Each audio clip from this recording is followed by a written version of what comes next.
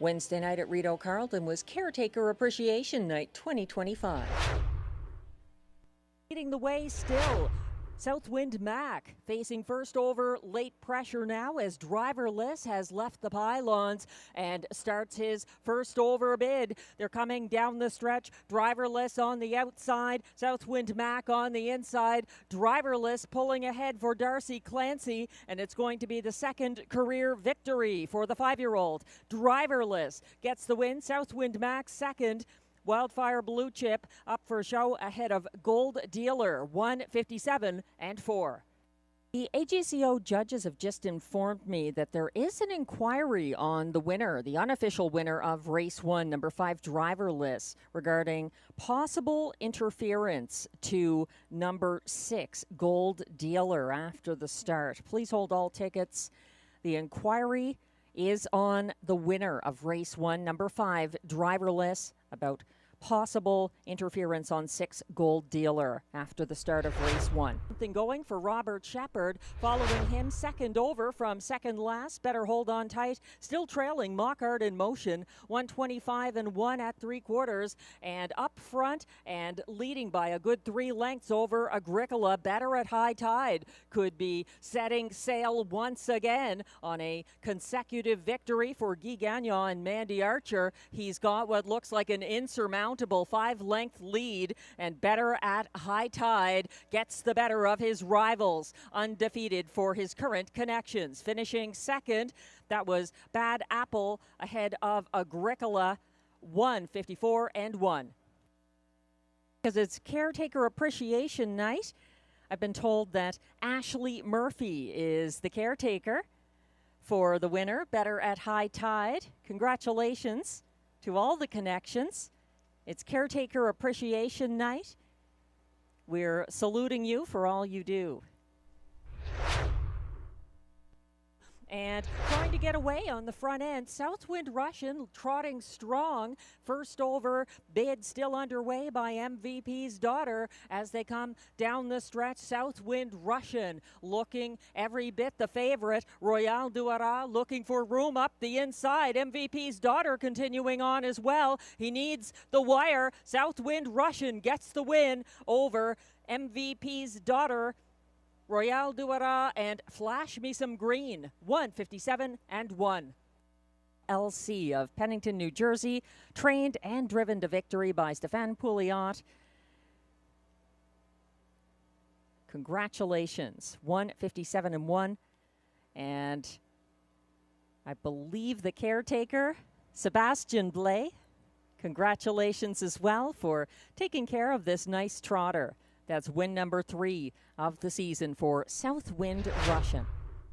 On his back class, he's trying to fight off the late charging Lorenzo up the inside, and JM Stella on the outside. Raising Rusty fighting on. Lorenzo a little tougher from the inside to get the upset over Raising Rusty and JM Stella, 1:57 and 1.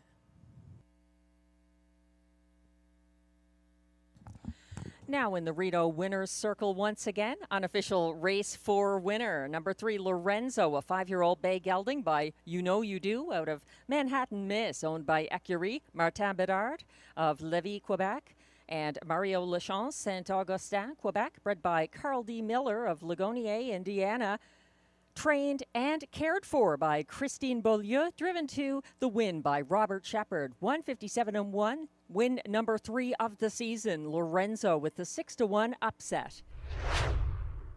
First over at the top of the stretch, Dr. Joe. They're coming down the lane, led by Smokestack. Smokestack out there by a couple of lengths. It looks like the battle is on for place. Smokestack finds redemption in race 5 over Sports Activator. Dr. Joe up for show, 1:53 and 4. It's unofficial race 5 winner, number 4, Smokestack, a 6-year-old bay gelding by Sweet Lou out of Ciela, Hanover, owned by Michel Letard of Boucherville, Quebec, and Brett Lester of Fergus, Ontario, bred by Fox Hollow Farm of Shavertown, Pennsylvania, trained and driven by Guy Gagnon, and the caretaker is Jonathan McLeod. Congratulations to all the connections, including the caretaker, Jonathan McLeod, Smokestack. A strong performance in race 5. Getting involved late for the stretch drive. They're battling down the lane. Red Cape Party on the inside. Here comes a 3 wide. He's stalking you and he's drifting. Sports Jacket fighting back between horses. Major Motion. It looks like Sports Jacket got there tight between Major Motion and Red Cape Party for place and show, and he's stalking you. 156 and 3. Post 2, he's a 9-year-old bay stallion by Sports Rider out of Greenwich Girl, owned by Stacy Rouvakis-Lauzon of Rawdon, Quebec, bred by Warrawee Farm and Dr. Julie Yeager of Rockwood, Ontario. Trained by Michel Ouimet, driven by Guy Gagnon, his 3rd driving win of the card.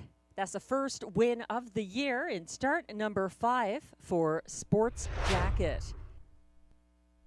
3/4 up front, still leading. Gascoigne Sunday is facing first over challenger Ima Dude, and sitting 3rd behind those two. Woodmere Gaelic is within range for Guy Gagnon and seeking room up the pylons now as they come down the stretch. Gascoigne Sunday fighting on up the inside. Woodmere Gaelic gets the win for Guy Gagnon over Gascoigne Sunday. I'm a Dude and Saskabush Steve, 155 flat. To Woodmere Gaelic, a 6-year-old bay gelding by Stonebridge Terror out of Highland Dancer, owned by Antonio DeMario and Antonio Belfiore of Sudbury. Melanie Leach shares ownership. Melanie Leach of Kemptville, Ontario, also the caretaker for Woodmere Gaelic, who is trained by Steve Belil. Guy Gagnon, again, the winning driver. That's win number 2 of the season for Woodmere Gaelic, 155 flat. Congratulations. The stretch is still Mickey Makes Some Speed. Hestinator is closing ground late. So is an impressive Perfect Rolo between horses to get the victory over Hestinator. Tight for show there. It may have been Cyclone Joe edging out Mickey Makes Some Speed, 155 and 3. Perfect Rolo, a 9-year-old bay gelding by Perfect Union out of Lady Luna, owned by Sylvain Lacaille of Saint Paul de Joliette, Quebec. Also the breeder of Perfect Rolo, who was trained by Kelly Duval Lacaille. And we're not sure of the caretaker's name there, but congratulations to the caretaker of Perfect Rolo. That's win number 2 of the year for Perfect Rolo. Congratulations. Black looks live from the pocket and still advancing first over in 3rd, CrossFit, as they turn for home. It could be driving win number 5 of the night for Guy Gagnon. He's going to have to hold off. Cadillac charging up the inside, and Donatover with some late speed, but never mind. It's Guy Gagnon again, win number 5 by a neck. Never mind gets there ahead of Cadillac, and Donatover, 157 flat. Once again, back-to-back wins.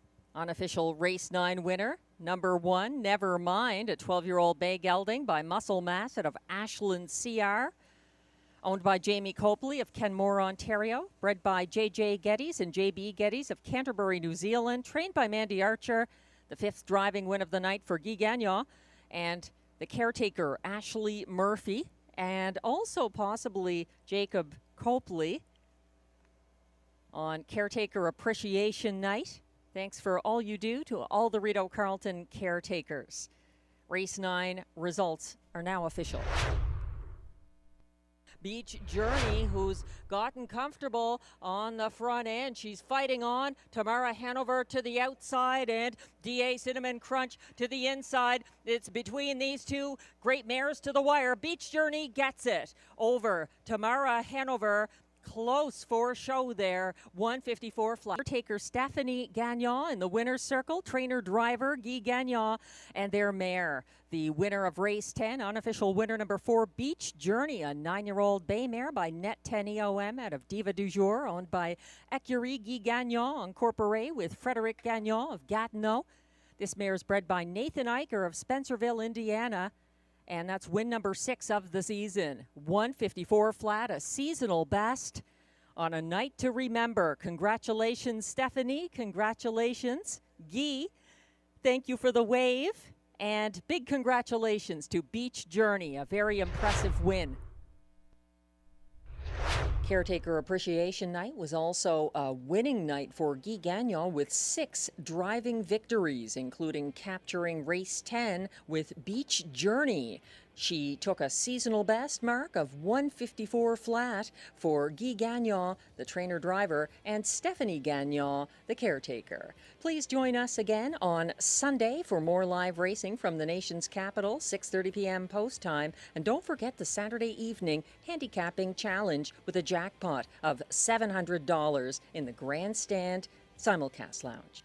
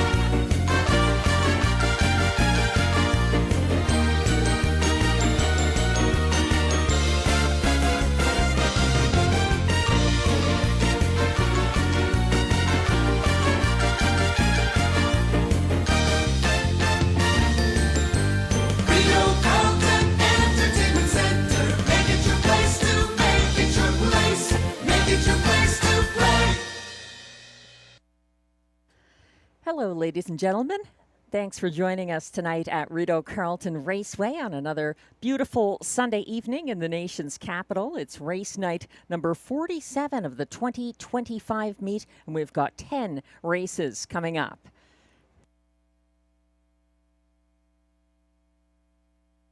The track condition is fast and skies are clear. A temperature of 20 degrees Celsius, 68 Fahrenheit.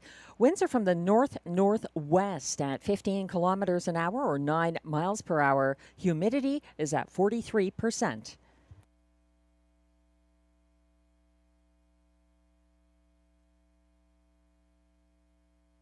We'd like to welcome driver Brett McDonald to the roster tonight at Rideau Carleton. He certainly has a history at this racetrack, and he's back with a number of drives this evening. We have some changes coming up as well that we'll get to in just a moment.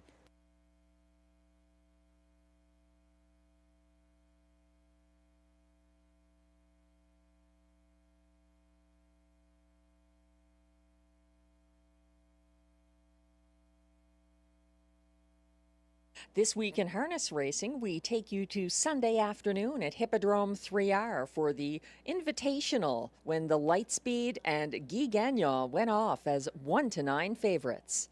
Beach, Frozen Hanover, DR, let's boogie. Hey, Mr. John, all set. Les voici. Here they come. Centreville, Trois-Rivières, downtown TR. Ready for action. Hippity, hippity, hippity, ow. Boom. Ils sont partis. Bed Beach est self-made. Bataille pour la tête alors que Lightspeed est à l'extérieur et Brosseau a dit non. Self-made passe à la commande. Bed Beach continue à challenger. The Lightspeed est dans le centre du tracé. Quatrième pour Mr. John. Cinquième fait pour Frozen Hanover. Et derrière le peloton, c'est le numéro 4 des Let's Boogie. Guy Gagnon. Du centre de la piste, slingshot to the top, boom, boom, boom. 27-1, good tempo. 27-1, Guy Gagnon control the tempo now. Avec de Lightspeed, self-made, deuxième, second, troisième tour de Bed Beach, quatrième pour Mr. John suivi de Frozen Hanover et à l'extérieur des Let's Boogie. On se dirige vers le demi-mille from the grandstand for the first time. The Lightspeed, the boss on this race, no, the master boss.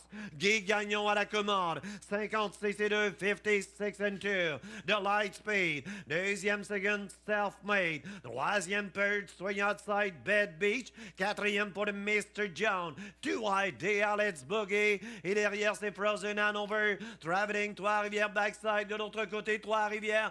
The Lightspeed a de la visite. Il s'appelle Bed Beach. Troisième third pour Self-Made. Quatrième pour des Let's Boogie. Au cinquième rang, Mr. John et Frozen Hanover. Une 25-3, 3-4, 3-quarter. 125-3. Et là, Guy Gagnon stimule le favori. And the Lightspeed. Self-Made closing the gap. Way outside des Let's Boogie. Et Bed Beach est parti du mauvais côté. Et Mr. John est suivant. Et on vient compléter avec the Lightspeed. The Let's Boogie outside Freddy Bubble. And the Lightspeed. Quatrième victoire, Guy Gagnon. The Lightspeed devant Self-Made. Et Mr. John. Quatrième pour the Frozen Hanover. Une 54-4. 154-4 the Lightspeed. Guy Gagnon again.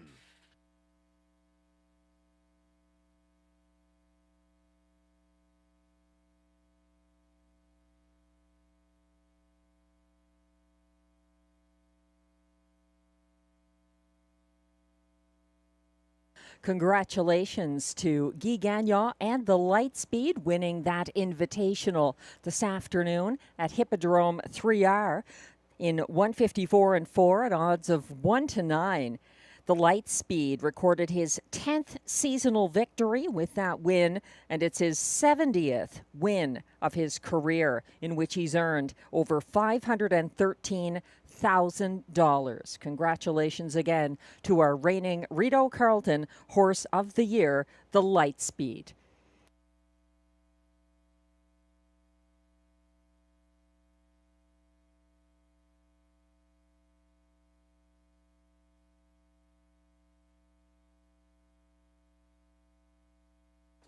We're about 24 minutes away from race 1 here at Rideau Carleton. Thanks for joining us.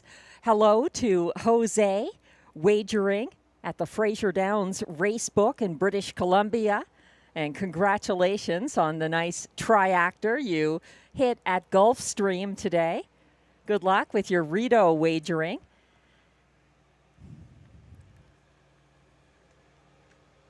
Taking a look at the changes coming up, we have one that affects race 1. Number 2 in race 1, Speedy Dancer, is not a 2-year-old colt. He is a gelding. Looking at the tote board for race 1, the current favorite is number 4, Trinity Lucky Strike, the 2-year-old Sunshine Beach filly for trainer Simone Simard and visiting driver Brett McDonald, getting plenty of attention.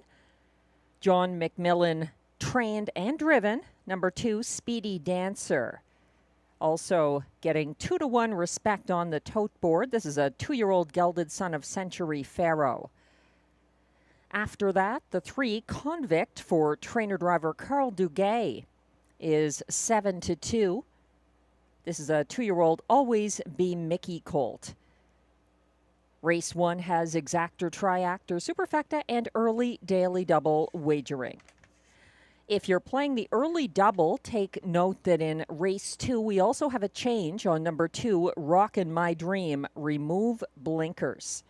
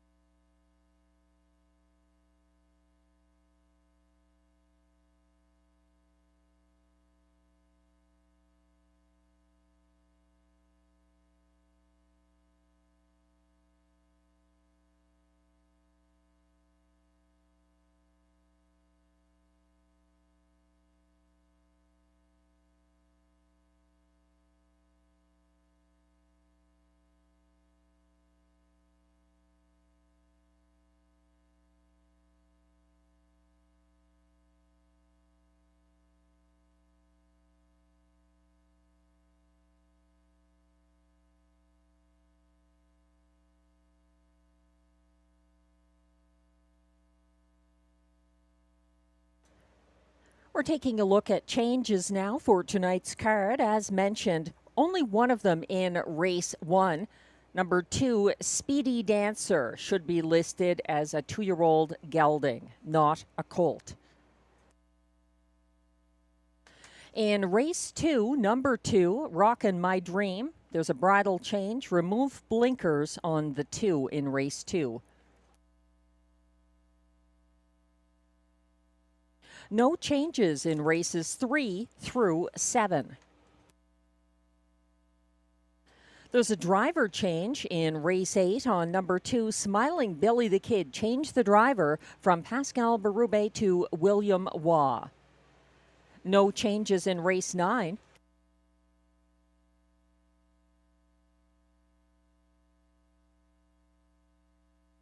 And in race 10, we have a scratch. Number 7, Mock Art in Motion, is a judge's scratch transportation. Scratch number 7, Mock Art in Motion from race 10. That's all the changes we have at this point for tonight's card.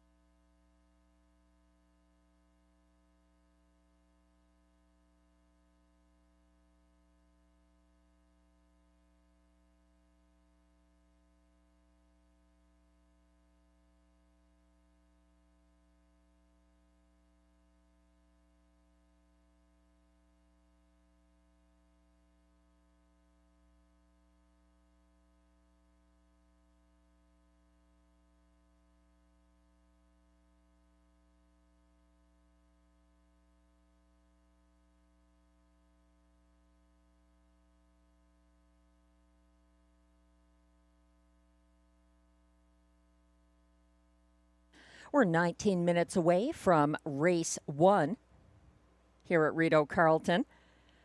Glenn Pearson has provided a pick 4 ticket, an early pick 4 starting in race 2, which is now posted on screen. This one costing $10.80. Glenn going with 2 horses to kick off his pick 4 in race 2. He's using the mare number 3, Fireshine, the hottest current claimer at Rideau Carleton, and also the 5, Whiskey Friday for Steve Germain. Then in race 3, going with 3 horses, number 1, Fox Hunt, number 4, Stonebridge Hermes, and the 5, Margot's Got the Cargo. Race 4, also 3 deep there with the 2, Better Be Home Soon, coming in from Kawartha Downs by way of Mohawk for Brett McDonald and Mandy Archer. Then he's got the 3, Ace 44 Jordan for Gilbert Mercier, and also number 6, Rapid Fire for Carl Duguay, who has the outside post in that race. And to complete the pick 4, he's got 3 horses in race 5. He's using the 4 All-Star Playboy with catch driver Brett McDonald up for this Mandy Archer trainee, a 10-time winner this season. Also 5, The Turning Point, a good closer. This one dropping down from facing tough mares for trainer Robert Bernicki and driver Marie-Claude Auger. And the 6, No Time at All for catch driver Stéphane Brosseau and trainer Yves Tessier. That's Glenn Pearson's 20-cent pick 4. And again, that's the early pick 4 that starts in race 2.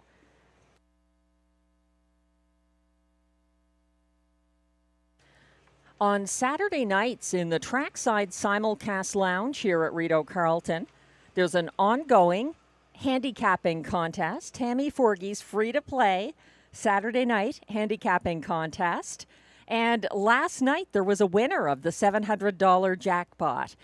We keep them anonymous, so we won't say who it was, but congratulations to the winner. And the contest starts again this coming Saturday night with a $100 jackpot. It builds by $100 every weekend that it isn't hit. So we hope you can join us if you're in the Ottawa area, even just passing through on Saturday, September 20th. It's the handicapping contest, Tammy Forgey's handicapping contest in the Trackside Simulcast Lounge.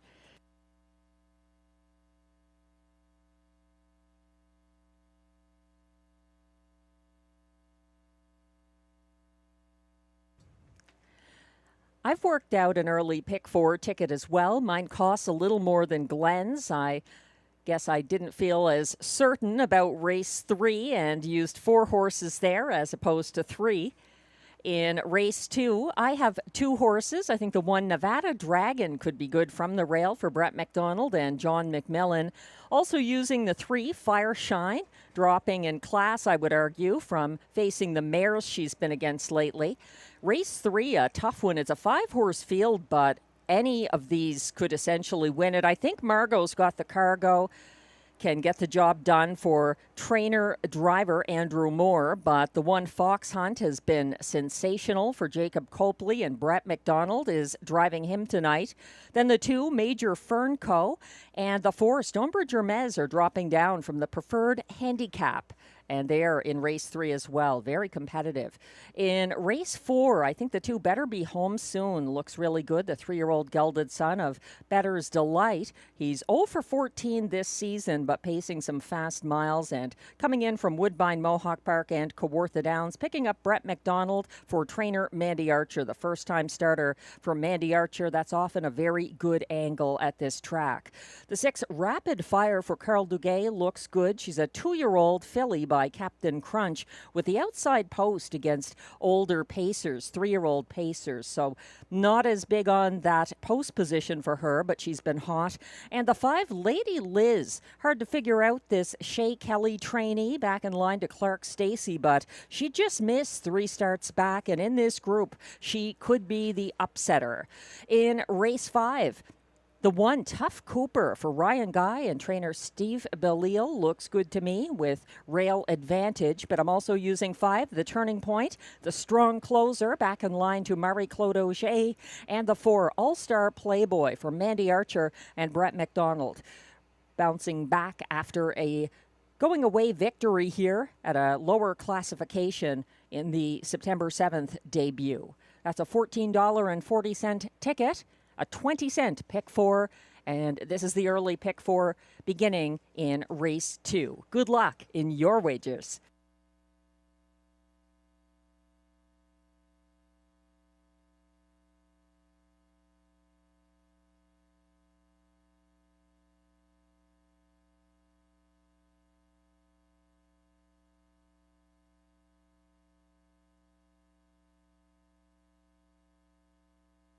We're about 14 minutes away from race 1 tonight at Rideau Carleton, thanks to all the fans on track at their local simulcast lounges and online wagering from across North America. We have an event for those of you who are in the Ottawa area or might even want to visit from outside the Ottawa area. A free screening of the 2022 harness racing movie, a Quebec, France co-production called Tempête.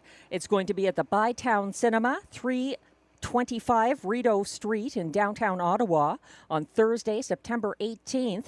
Doors open at 12:30, and the showing is from 1 p.m. until 3 p.m. this Thursday, September 18th. It's co-sponsored by Ontario Racing and the National Capital Region Harness Horse Association, representing the horse people of Rideau Carleton Raceway. We have the movie trailer coming up before the races tonight. This is a wonderful movie for the whole family, and we have guest speakers after the showing. You can learn more about how to get involved at Rideau Carleton Raceway, whether in a potential career in harness racing or as a horse owner or even just from a wagering perspective. We will have guest speakers after the film, and we hope you can join us this Thursday at the Bytown Cinema downtown. Doors open at 12:30, and it's free.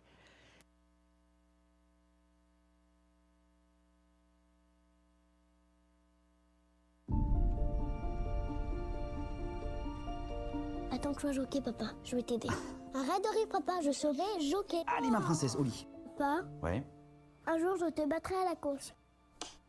Dodo. Super accélération de tempête qui sera point des premiers. C'est ton papa ou les chevaux qui gagnent les courses? Les deux. T'as vu comment elle m'obéit bien? Elle s'appelle Tempête. Oh là la grosse histoire de Santiago. Tempête est au galop. Tu viens? Il faut absolument que son jockey la remette au trot, sinon c'est la disqualification. Mais on est là pour toi. On est en train de tout perdre. Non, on n'est pas en train de tout perdre. Il nous reste nous. On va se relever. En fait, elle est trop forte. Philippe veut même l'inscrire au qualif. Elle serait bien plus performante autre remontée. Bah, montre. Elle est repassée au trot. J'y arrive plus. J'ai plus de muscles. T'as 4 musclés alors. Nous, si on gagne pas cette année, on met la clé sous la porte. C'est le plus dur ce que t'es en train de faire, mon amour. C'est super. Vas-y, vas-y, vas-y. Et papa, il va se relever. Ouais, va tout se relever. Tempête qui va peut-être réussir. L'exploit, oui.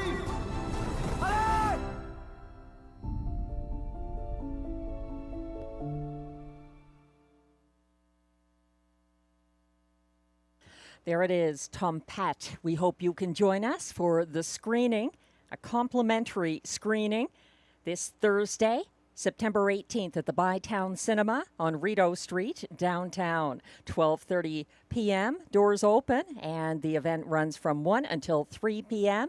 Again, thank you to Ontario Racing and the National Capital Region Harness Horse Association for sponsoring this free film.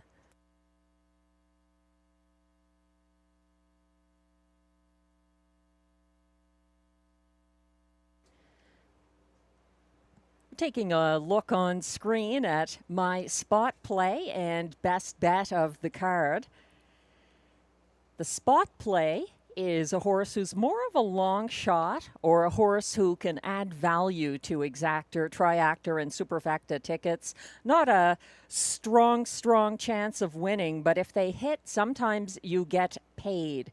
And these are horses who tend to be improving and not obvious. So my spot play is in race 5, post 1, Tough Cooper, who won his most recent start from the Rideau Rail, taking a 1:52.4 lifetime mark. That was on June 22nd at a lower classification for driver Robert Shepard. Tough Cooper trailed to the half on last Sunday and was third over past that point, following the parked-out Carson Star Choice and Beach Cowboy. He lost ground circling the tiring Carson Star Choice at 3/4.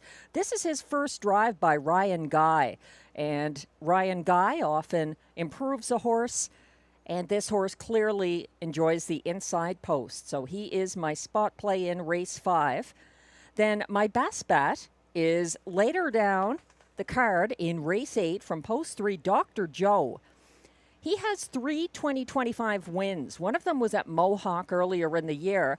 The 2 at Rideau Carleton were for tonight's driver, Marie-Claude Auger, including Dr. Joe's 1:52.2 seasonal best mark at a similar classification here on July 6th. Dr. Joe just missed at a higher level for Auger on August 3rd. I like his chances, even though that's a deep group as well in race 8. But he is my best bet. I would play him across the board and put him on top of Exactor, Triactor, and Superfecta tickets in race 8.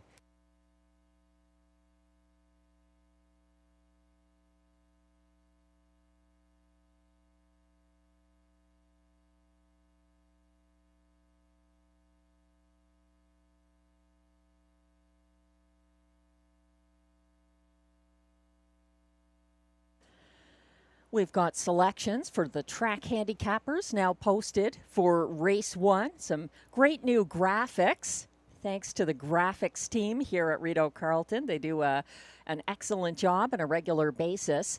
Glenn and I both landing on the class-dropping Speedy Dancer, who has post position 2 in race 1. He's moving to the frontier. He raced single file 5th to the second turn on Sunday and then stepped out to follow the cover of Biscawatch along the backstretch.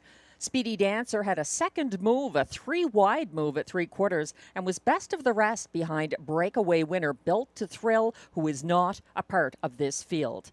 2-1 right now on the 2, Speedy Dancer. Glenn is going to number 4 in the place spot. That's a beaten 4-5 favorite, Trinity Lucky Strike. I'm using her 4th in my ticket. Actually, I've got that backwards. My apologies. I'm using Trinity Lucky Strike 2nd, whereas Glenn is going to the 1, another beaten 4-5 favorite, Sweet Spot, as his second choice horse. Then I have the 1, Sweet Spot, 3rd in my ticket, and I'm going to the 3, Convict, to complete the superfecta. Glenn has Convict ahead of Trinity Lucky Strike. So same horses, just shuffling the deck a little differently. And we have both agreed Speedy Dancer looks like the horse to beat here. He's being driven by John McMillan. And note that John McMillan's most recent driving win was September 14th, 2019, driving Music Note at Kawartha Downs. This is a 2-move horse. And John, very capable as an owner, trainer, and driver and handicapper. It would be nice to see him get the win here with the 2.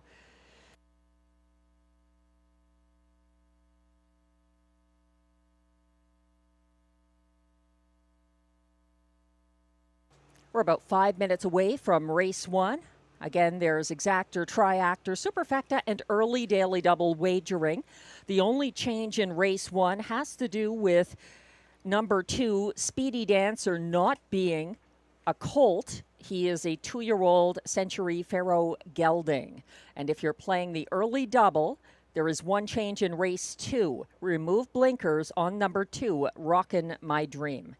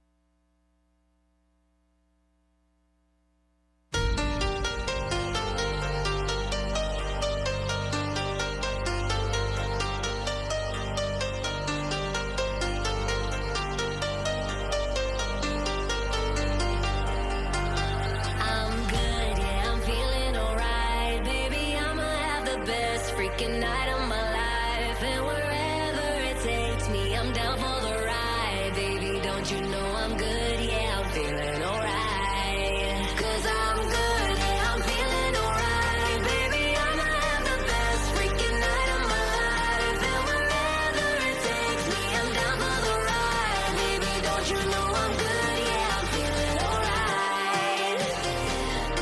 'Cause I'm good, yeah, I'm feeling alright. Baby, I'ma have the best freaking night of my life. And wherever it takes me, I'm down for the ride. Baby, don't you know I'm good? Yeah, I'm feeling alright.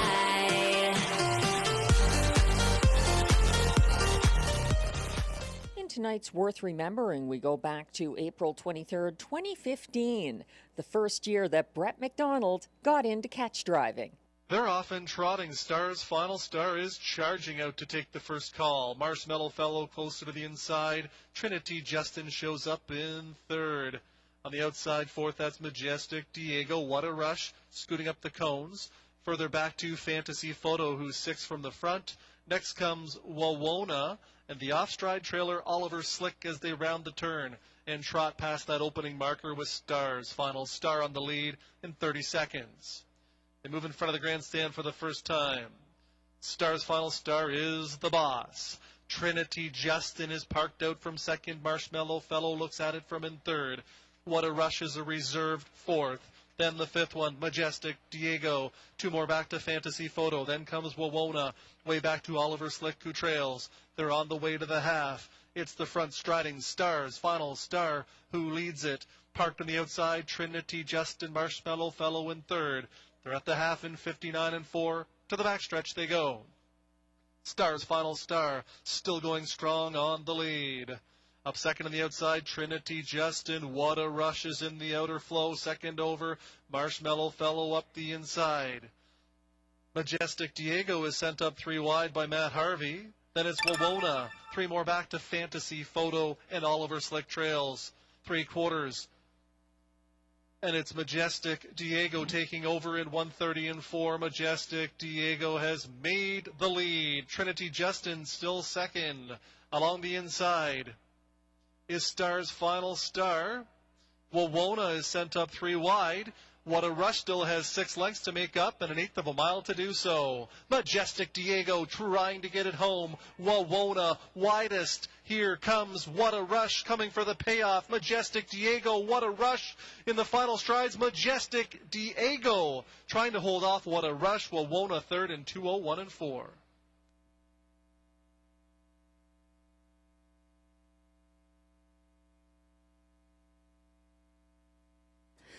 Thanks to Aidan Keeley-Griffith for that suggested video this evening for Worth Remembering. It was definitely worth remembering for Brett McDonald driving tonight again here at Rideau Carleton.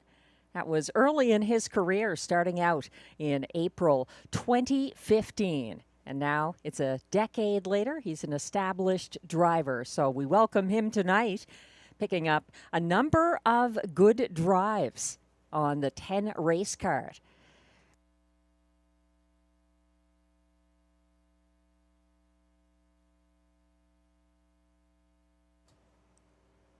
One to 5, the odds right now on number 2, Speedy Dancer in upcoming race 1.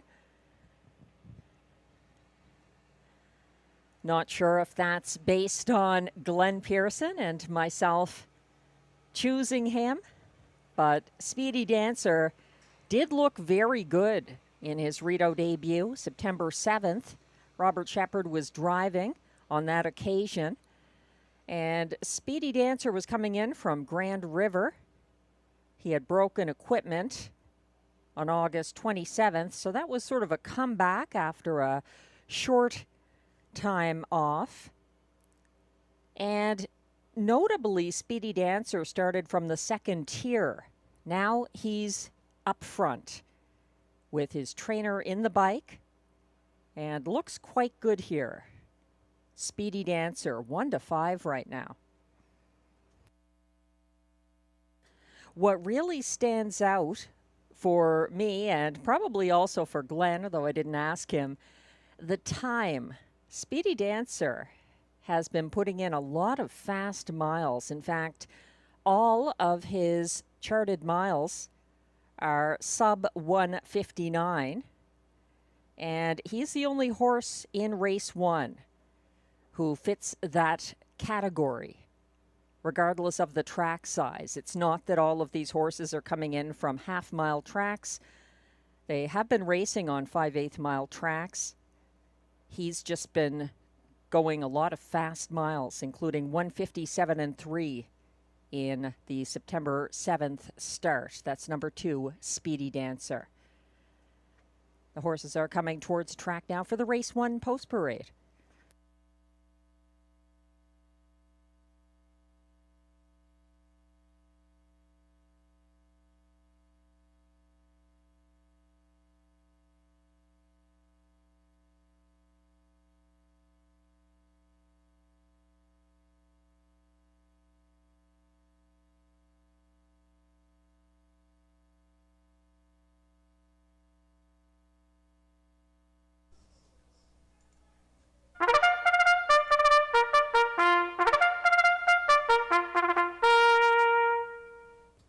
The Race 1 Pacers are 2-year-olds who are non-winners of $3,000 or a race lifetime. Allowances for fillies and mares. The purse is $5,600.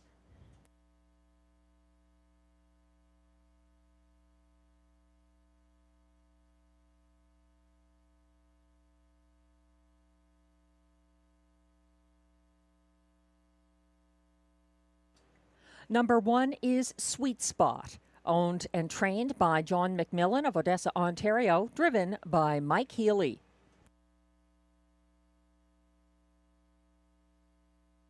Two is the current 2-5 favorite, Speedy Dancer, who should be listed as a gelding, not a colt. He is co-owned by trainer-driver John McMillan of Odessa, Ontario, with Elizabeth Adam of Kingston, Ontario.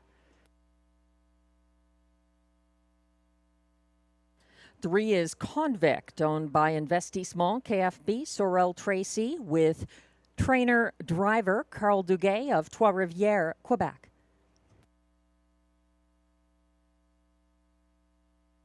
4 is Trinity Lucky Strike, owned and trained by Simone Simard of Saint-Pascal-Baylon, Ontario, driven by Brett McDonald.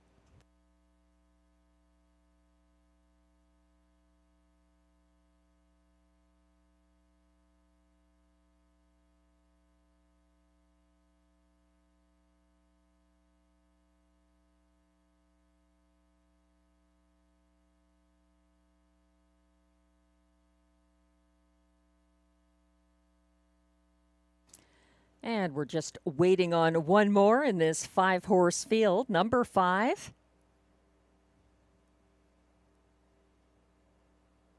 Should be coming on track soon.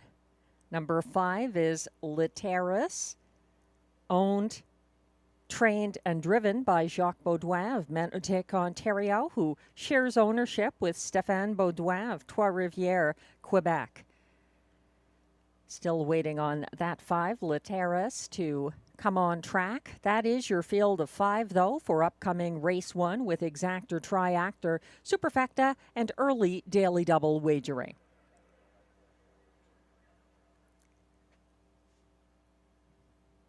Here comes Literis now for Jacques Baudouin, just a little late arriving. Rest of the field is already on track.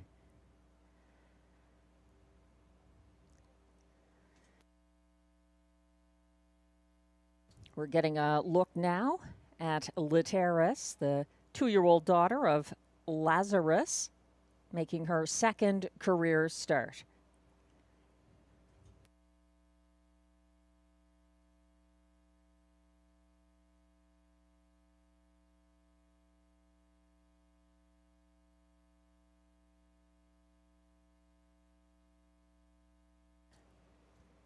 There are a couple of horses in race 1 who were beaten favorites in their most recent starts. One of them was number 4, Trinity Lucky Strike, a beaten 4-5 favorite.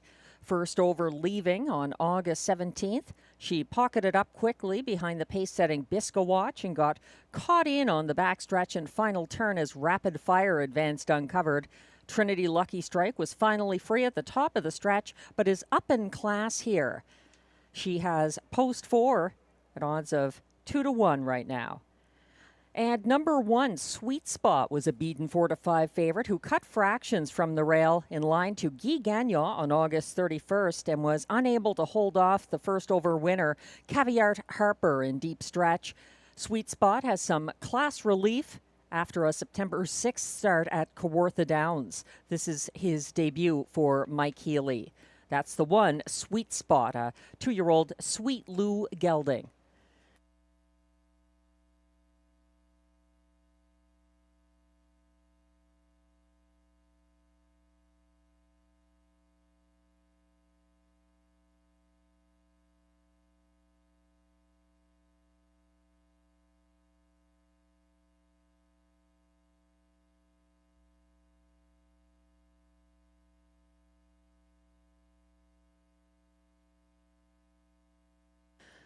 These are all 2-year-old pacers in upcoming Race 1. The most experienced of the group with 6 starts and a place finish in the most recent start. Number 2, Speedy Dancer, the 3-5 favorite, in line to co-owner trainer John McMillan.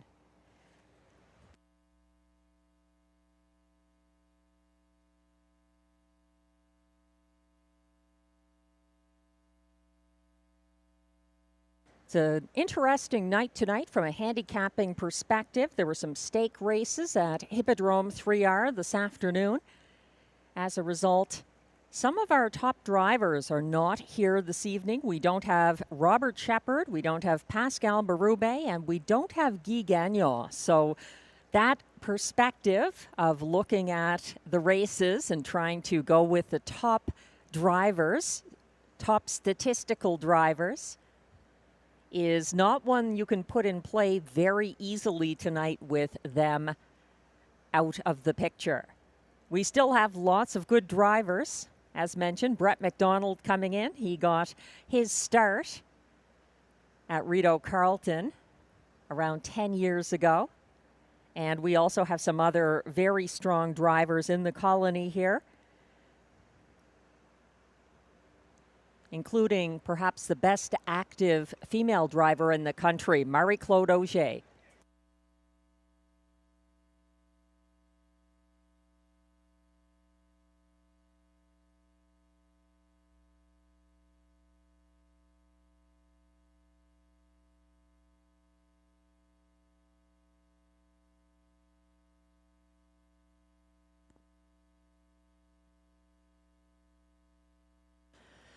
The AGCO judges notified me that number 1, Sweet Spot, had some kind of an issue with his head pole and had to return to the paddock.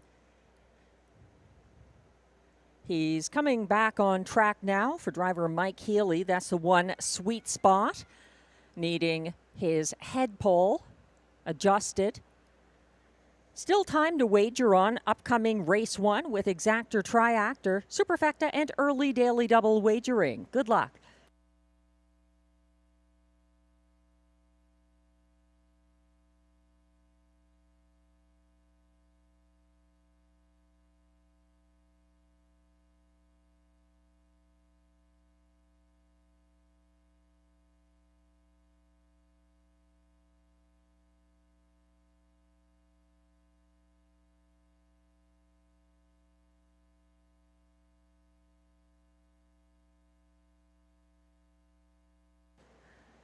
The Race 1 Pacers will be going behind the gate shortly.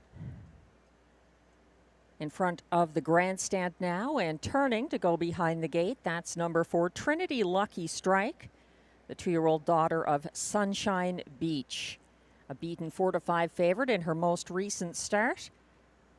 She's looking nice and calm for catch driver Brett McDonald.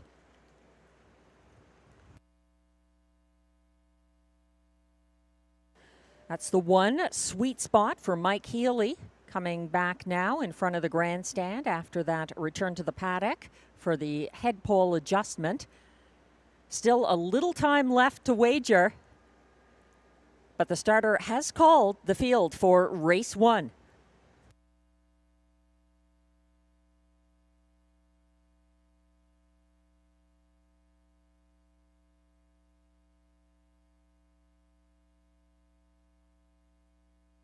The 2-year-old pacers are lining up behind the gate. 1 is Sweet Spot for Mike Healy. 2, Speedy Dancer, the current 4-5 favorite for John McMillan. 3 is Convict, Carl Duguay driving. 4, Trinity Lucky Strike for the visiting Brett McDonald. And on the outside, the 5 is Literis for Jacques Baudouin. The field is on the turn, and they're all in line except Literis, who is still a couple of lengths behind the others as the starting gate turns on to the Rideau Carleton backstretch. They're quickly approaching the start.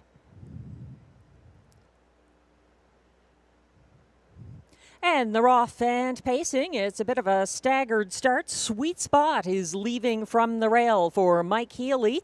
Backing down under tight lines to third. Speedy Dancer first over in second and now dropping into the pocket on the first turn. That's Trinity Lucky Strike. Following in third, now second, and challenging Sweet Spot for the lead. Speedy Dancer already underway for John McMillan and opening up on the front end, approaching the opening quarter of 29 and 3, and now it's about a length and a half lead for Speedy Dancer. Sweet Spot sits the pocket behind that leader, gapping about 3 lengths back in third. That's Trinity Lucky Strike. About 5 lengths behind that one in fourth, you'll find Convict, and at the back of the field after the tardy start, Literis. They're single file headed towards the half and expanding his lead to a good 6 lengths now on the lead. Speedy Dancer for John McMillan in control. Here's a first over move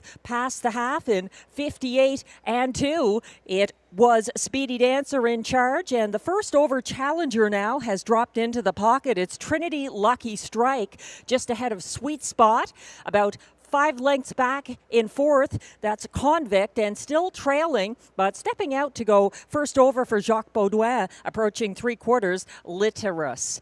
They reached 3/4 in 1:28 flat. Still leading by a couple of lengths, but it's a diminishing lead for Speedy Dancer as Trinity Lucky Strike challenges, and they're turning for home now. It's up to these two to sort it out. On the inside, it's Speedy Dancer fighting on first over Trinity Lucky Strike, but John McMillan gets the win. Speedy Dancer 157 and 3 over Trinity Lucky Strike. It looked like Convict up for show.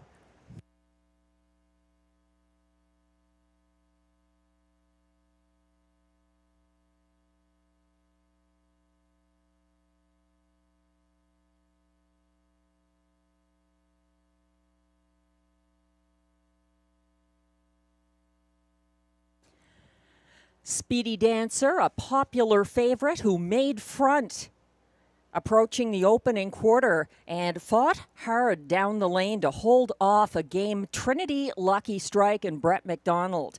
Up to the saddle number and not able to clear that 2-year-old gelding. Speedy Dancer 157 and 3, a maiden win.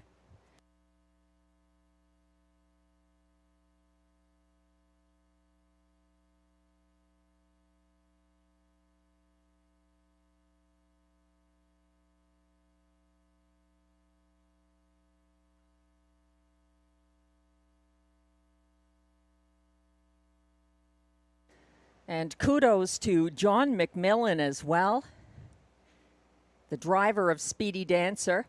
The race 1 unofficial top 4 order of finish is now posted. 1-2 favorite at the last flash. Number 2, Speedy Dancer gets the win for John McMillan over 4, Trinity Lucky Strike, second for Brett McDonald. Then the 3, Convict, closed well for show ahead of the 1, Sweet Spot, 4th. 2, 4, 3, 1 in race 1. Please hold all tickets.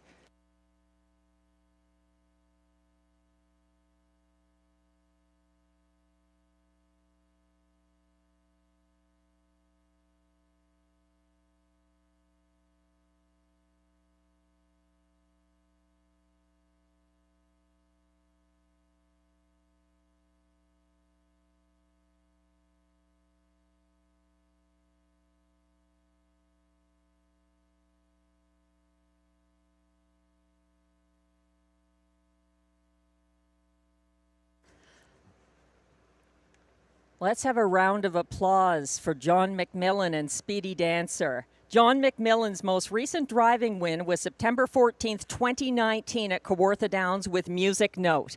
Now he's bringing back Speedy Dancer, the winner of race 1. John has faced some challenges in recent years. He was a great announcer at this track and was kind enough to invite me into the role. And now he's back in the winner's circle with Speedy Dancer, a front-end winning favorite.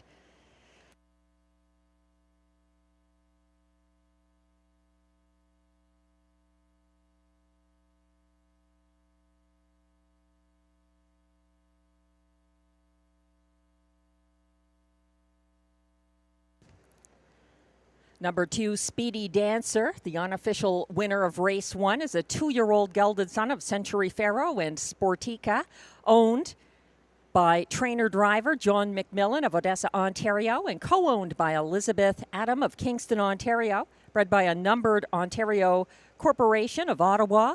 That's a maiden victory for Speedy Dancer, 157-3, his career mark in that front-end victory.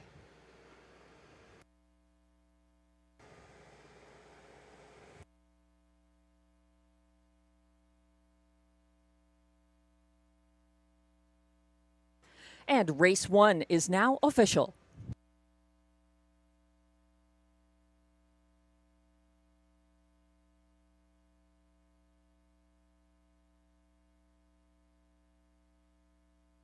Prices are posted for race 1. Number 2, Speedy Dancer returns $3 to win. The $2 2-4 exactor pays $7. The $1 try 2-4-3 combination pays $12.15. And it's 20-20 for the $1 superfecta 2-4-3-1.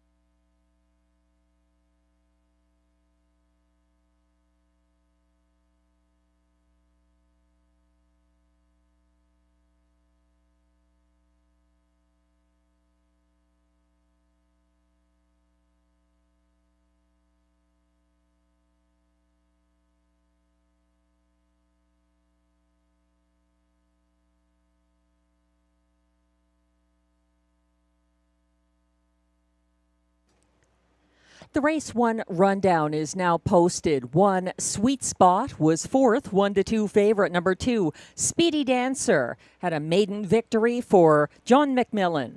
3 Convict was third. 4 Trinity Lucky Strike, a game second. And 5 Literus finished fifth. From the top down, your program should read 4, 1, 3, 2, 5. The fractions 28, 9, and 3, 58 and 2, 128 flat, 157 and 3, a maiden mark for Speedy Dancer.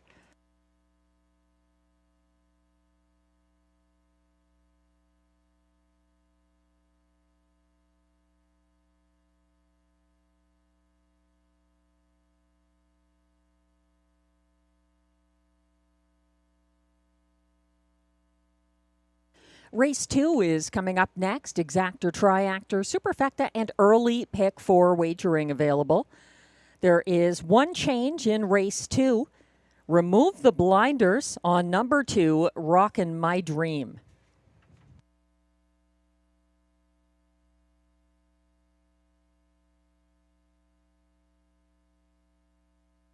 There were no changes other than that one equipment change in the early pick 4 sequence.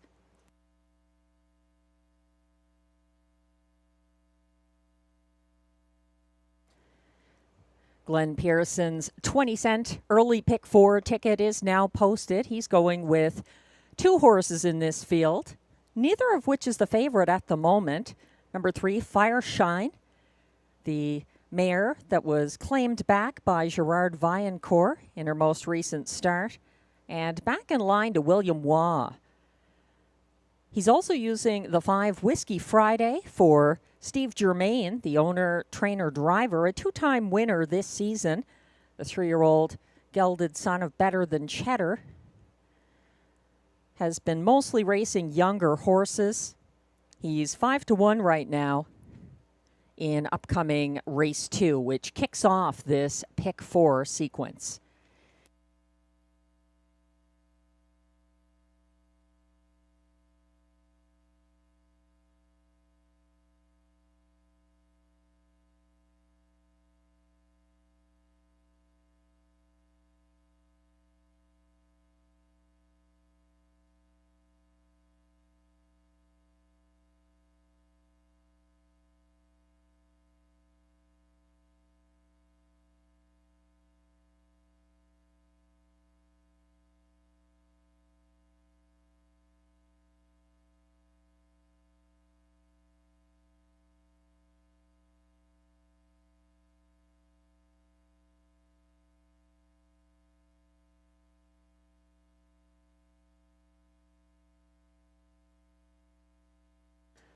My 20-cent pick 4 ticket is now posted as well for upcoming race 2, which kicks off the early pick 4. For those new to wagering, we always have a number of them visiting the track during the nice weather.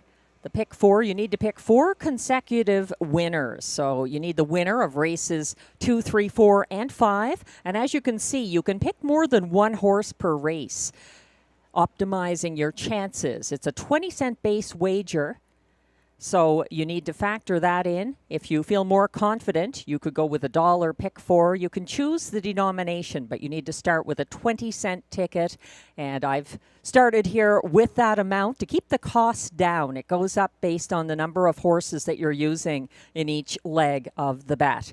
I think the 3 Fireshine should do well here. A Maryland handicapper, None Ya Business, has told me online that he agrees with this assessment. I think the 1 Nevada Dragon also turned in a really good effort in his most recent start. He's 7-2 from the rail, and he's the other horse I'm using in this first leg of the pick 4. The Pacers are coming towards the track now for the race 2 post parade.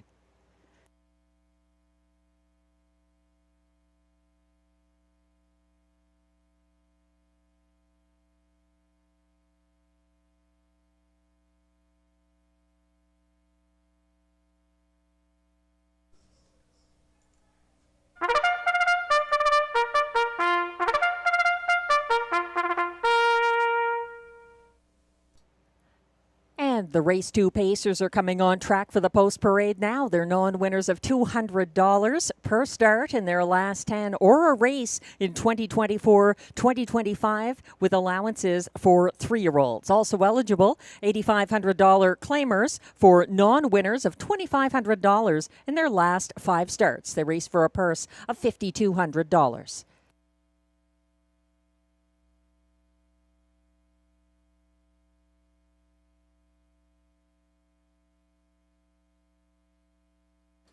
One is Nevada Dragon, owned and trained by John McMillan of Odessa, Ontario, who shares ownership with Aidan Keeley Griffiths, also of Odessa. Brett McDonald is in the sulky. 2 is Rockin' My Dream, owned and trained by Alain Martin of Gatineau, Quebec, and driven by Mike Healy. Note that he has an equipment change, remove blinkers on the 2, Rockin' My Dream. 3 is the current 4-5 favorite Fireshine, owned and trained by Gerard Vaillancourt of Kemptville, Ontario, and driven by William Waugh. 4 is the 3-year-old gelded son of Shadow Play, Don't Play with Fire, owned, trained, and driven by Denis Audette of Portneuf, Quebec. And there's a line to be announced. We'll find that for you in a moment. 5 is Whiskey Friday, another 3-year-old gelded son of Better Than Cheddar, owned, trained, and driven by Steve Germain of Ottawa.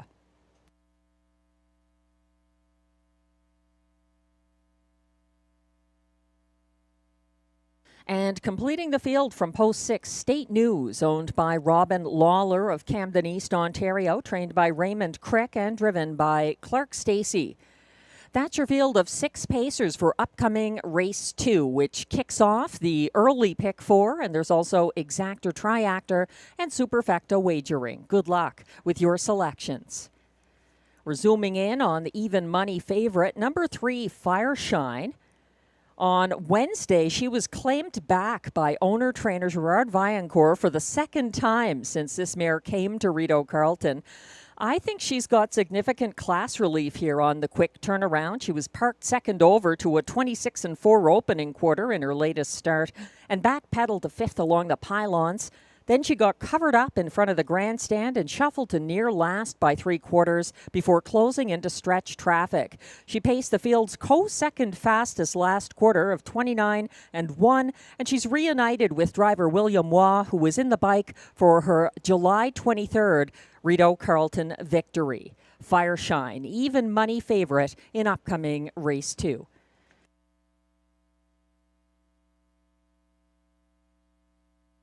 One, Nevada Dragon is 3-1. He and driver Pascal Berube stalked a top 3 who battled most of the mile last Sunday.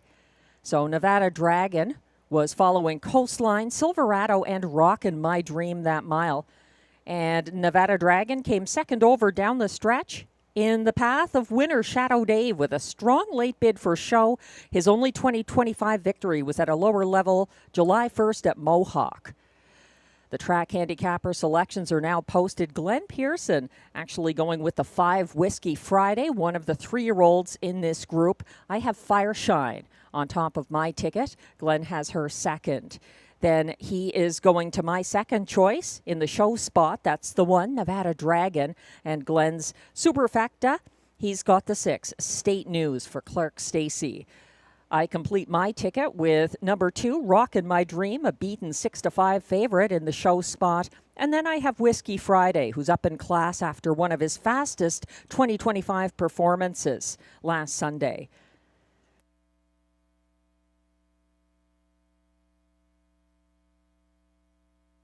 The starter has called the field for race 2. If you'd like to play the early pick 4, you'd better hurry. There's still a little time, but they're gathering behind the gate now.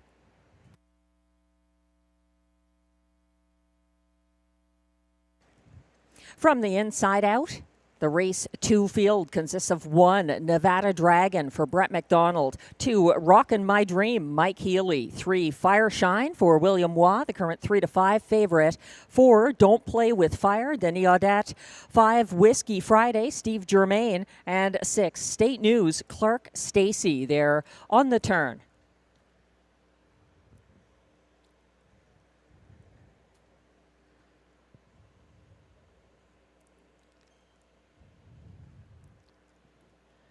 The Pacers are on the backstretch, quickly approaching the start for race 2 and the early pick 4 at Rideau Carleton. They are off and pacing a staggered start, making his way to the front, Rockin' My Dream for Mike Healy, landing on the lead ahead of Nevada Dragon, who pockets up, and backing down into third along the pylons, that's Fire Shine.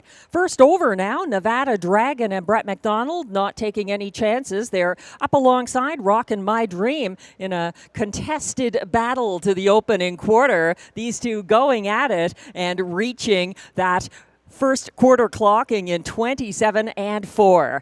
Thinking better of it, Brett McDonald has backpedaled to sit the pocket with Nevada Dragon behind leader Rockin' My Dream as they pass in front of the grandstand the first time. Stepping out now, first over from third. Here comes Fire Shine, second over. Following that cover from fourth on the outside, Whiskey Friday. Caught in second last, Don't Play With Fire, and trailing the field, but moving third over now from the back of the field. That's State News. 58-3 to the half. They're led by Rockin' My Dream on the engine along the back stretch. Moving up on the outside, sticking her head into second. That's Fire Shine. Moving, advancing ahead of Nevada Dragon. Caught in third on the inside. Second over in fourth, but gapping cover. Whiskey Friday. Second last, and that is Don't Play With Fire. Third over from the back of the field, State News, 127-4 at 3 quarters.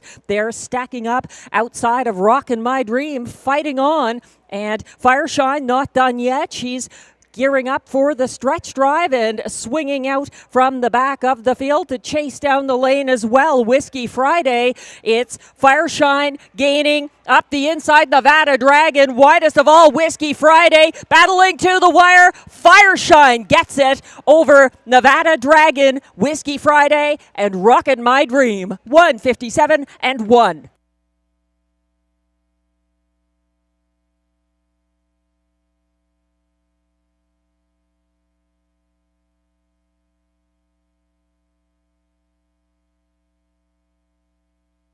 A thrilling stretch drive in race 2. Rockin' My Dream, very game on the front end, but Nevada Dragon with a perfect pocket ride, moving up the inside path, and Fire Shine fighting on from first over. Also charging late, Whiskey Friday, sensational from furthest out, but it goes to Fire Shine. 157-1, her second Rideau victory for William Waugh.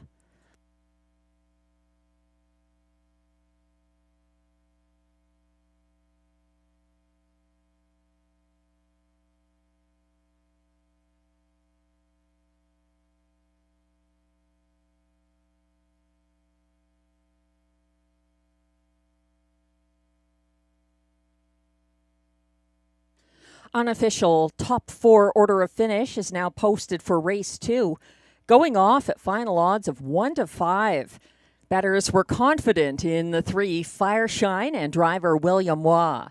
They finished first ahead of 1, Nevada Dragon, second, 5, Whiskey Friday, third at odds of 12-1, closing widest of all, and 2, Rockin' My Dream held on for fourth after setting the pace. 3-1-5-2 in race 2. Please hold all tickets.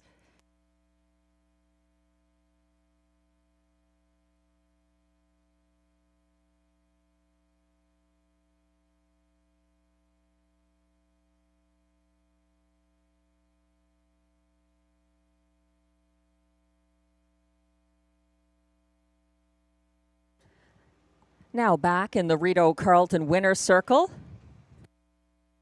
Unofficial race 2 winner, number 3, Fire Shine. She's a 7-year-old brown mare by Always a Virgin out of Sunshine Sister, owned and trained by Gerard Vaillancourt of Kemptville, Ontario, bred by Peter Karras of Sherman, Illinois. Driven to victory by William Waugh. That's win number 10 of the season. 157-1 for Fireshine. Congratulations.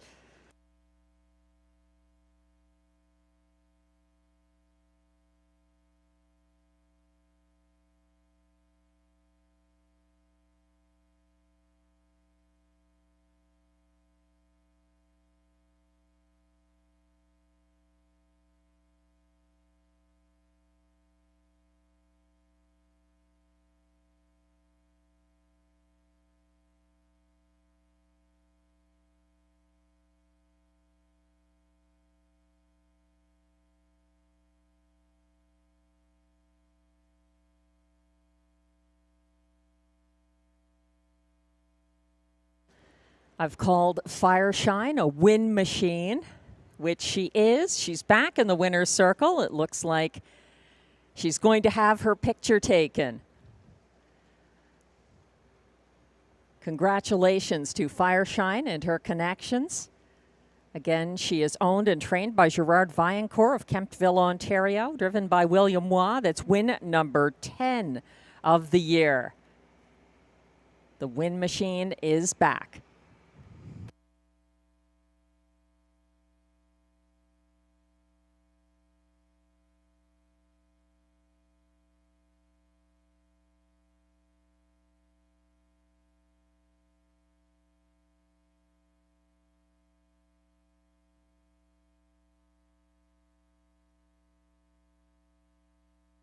Race 2 is now official.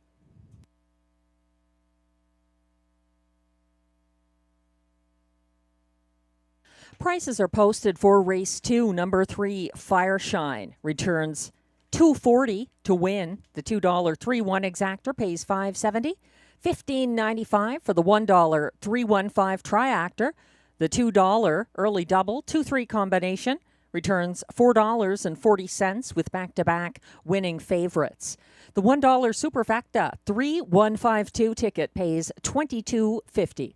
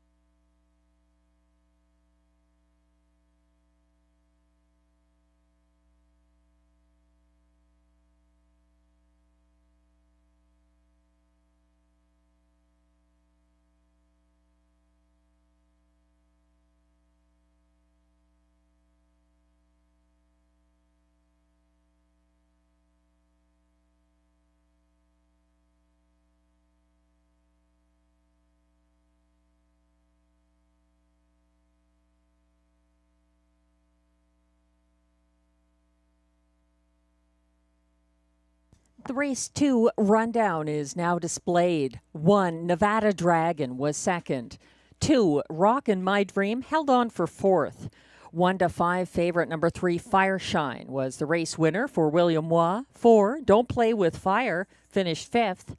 5 Whiskey Friday closed well for show. And 6 State News finished 6th. From the top down, your program should read 2, 4, 1, 5, 3, 6.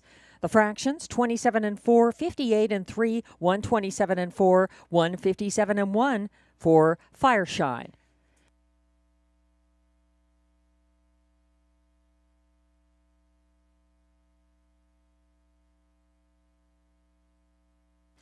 Race 3 is coming up next with Exactor, Triactor, Superfecta, and Pick 3 wagering. This is a very tough race from a handicapping perspective.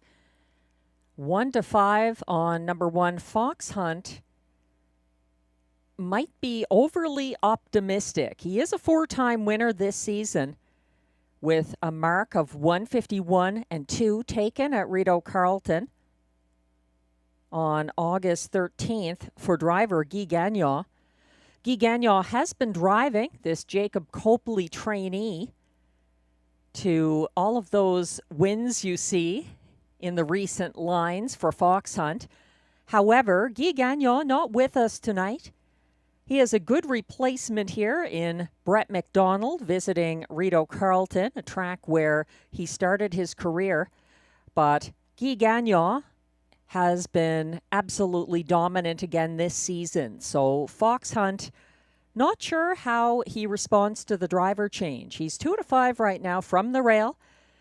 Certainly an excellent year for this 6-year-old Huntsville gelding. Doing really well ever since coming to Rideau Carleton.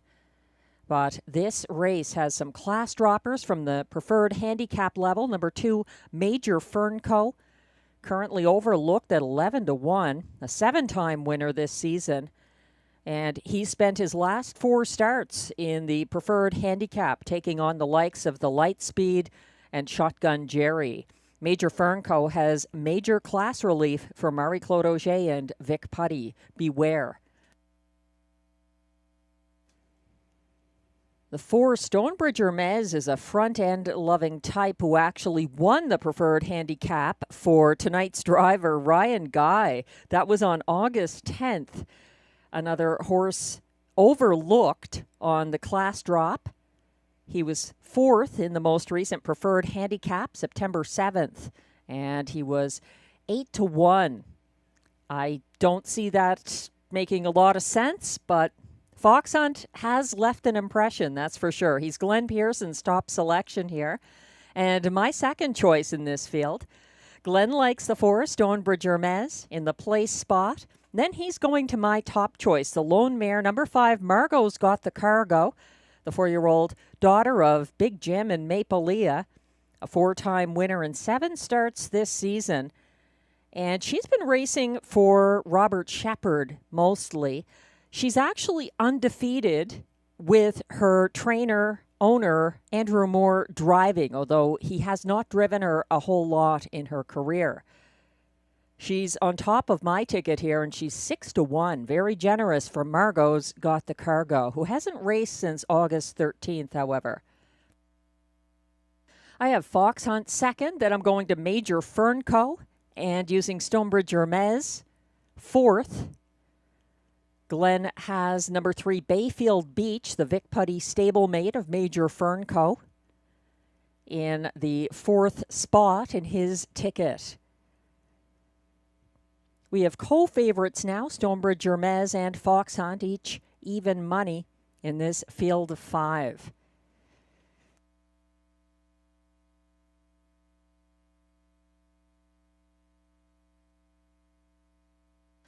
There were no changes in upcoming race 3. If you're looking for another pick 4 to get involved in, you'll have to wait until race 4. That's our middle pick 4. My ticket is posted, another 20-cent pick 4. Some of these races don't have a lot of horses in them, but they're horses who have not been racing each other much, and they are hard to compare sometimes when that's the case. Also, These are deep fields. So in race 4, starting off with 3 horses there, the 2, the 6, and the 5. That's next race. Better Be Home Soon, Lady Liz, and Rapid Fire.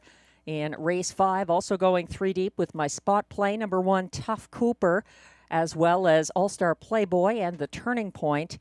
Race 6, just using 2 of them there. Logan Behold dropping from the preferred level for Brett McDonald and Mandy Archer. And the 1, Perpetual Rock, picking up catch driver Stéphane Brosseau for trainer Yves Tessier. And to seal the deal, hopefully in race 7, 4 deep there, using the 4, RJ's Super Freak in the preferred handicap pace. Also the 2, Southwind Sambuca with some post relief. The 5, Shotgun Jerry, a winner from the rail at this level on August 31st. And number 6, Mythic Gambler. Sure to be the favorite, but losing his regular driver, Robert Shepard. He does pick up the 2024 regional driving champion, Stéphane Brosseau, for trainer Catherine Girard. That's a $14.40 ticket in the middle pick 4, kicking off in race 4.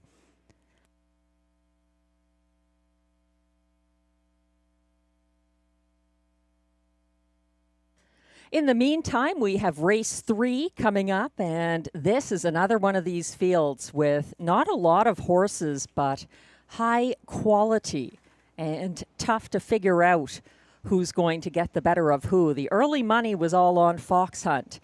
He wired from the rail for Guy Gagnon on Sunday, holding off RJ's Super Freak by a diminishing margin, but he's up in class. Fox Hunt was parked June 10th at Georgian Downs from post 7 in line to the returning Brett McDonald. He was gaining ground late that mile, but still finished 8th.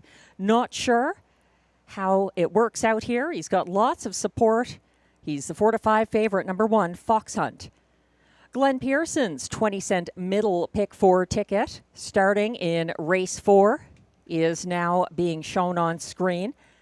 He's got a $10.80 middle pick 4. In race 4, he's going 3 deep using Better Be Home Soon, as well as Ace 44 Jordan and Rapid Fire.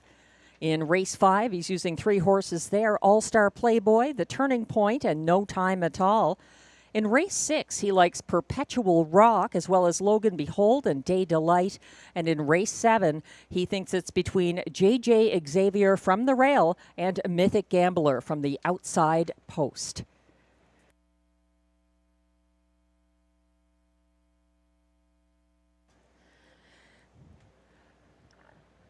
Race 3 is coming up next, though, with this very nice field. It's an unusual one. Each of these horses has something going for them. The favorite is up in class with an unfamiliar driver. He's been handled by Guy Gagnon recently. Guy Gagnon was driving at Hippodrome 3R today. He's not with us this evening. So Fox Hunt could be vulnerable. The 2, Major Fernco, is getting a class drop from the Rideau Preferred Handicap. He quickly backpedaled a single file third behind JJ Xavier and the Light Speed in his most recent start. He got caught in and shuffled to second last by the top of the stretch and had a mild late bid after a ground-saving trip for Pascal Berube. 11-1. Generous odds on the 2, Major Fernco in race 3. The 4, Stonebridge Hermes and Ryan Guy got away 4th behind Major Fernco in Sunday's Rideau Preferred Handicap. Stonebridge Hermes flushed out. He was flushed out, I should say, first over, approaching 3/4 by Logan Behold, and he was edged out for show by Shotgun Jerry. He paced the field's co-second fastest closing quarter of 28-1 and looks like Ryan Guy's choice over Bayfield Beach. That's the 4, Stonebridge Hermes. The horses are coming on track now for the race 3 post parade.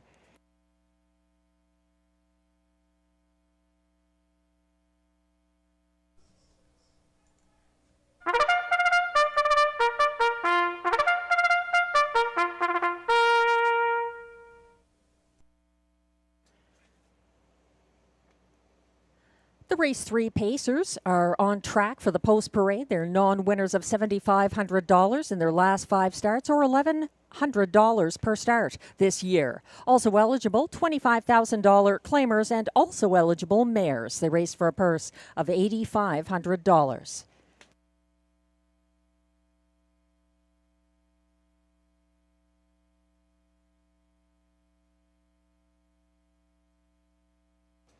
One is the current 3-5 favorite Fox Hunt, owned by Jamie and Jacob Copley of Kenmore, Ontario, with James Copley of Inverness, Nova Scotia, trained by Jacob Copley. Brett McDonald gets the catch drive. 2 is Major Fernco, owned by Limco Incorporated of Châteauguay, Quebec, trained by Vic Putty. Marie-Claude Auger gets the catch drive. 3 is Bayfield Beach, owned by Gordon MacDonald of Ontario, with Christopher Boland of Newfoundland, Howmac Farms Limited, Prince Edward Island, and Limco Incorporated of Quebec. Trained by Vic Putty, William Waugh hopes for back-to-back wins. 4 is Stonebridge Hermes, owned and trained by Jacques Baudouin of Manotick, Ontario. Ryan Guy is in the sulky.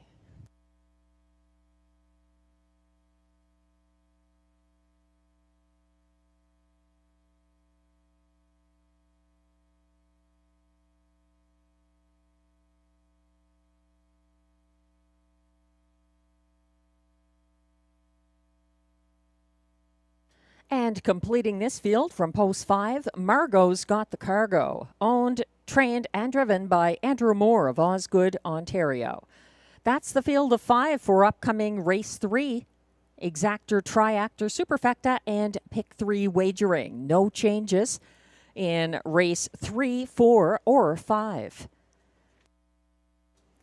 We're getting a nice look at Fox Hunt, the 3-5 favorite from the rail, with a leisurely walk for driver Brett McDonald after wiring from the rail here September 7th at a lower level for Guy Gagnon. Fox Hunt, a front-end loving horse who's been going strong since coming to this track for Jacob Copley. And Guy Gagnon has been with him all the way. Now Brett McDonald getting the very live catch drive on this 1:53-1 Sunday winner, Fox Hunt.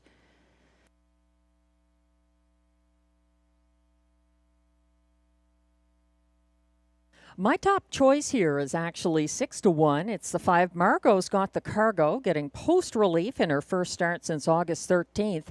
She's up in class, but has an interesting statistic. Margot's Got the Cargo is 2 for 2 in parimutuel drives by Andrew Moore. She finished second as beaten 3-5 favorite in her last start with an overland trip for Robert Shepard.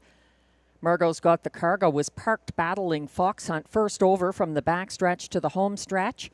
She's typically got a lot of late speed. 6-1 from the outside post, taking on the boys. Number 5, Margot's Got the Cargo.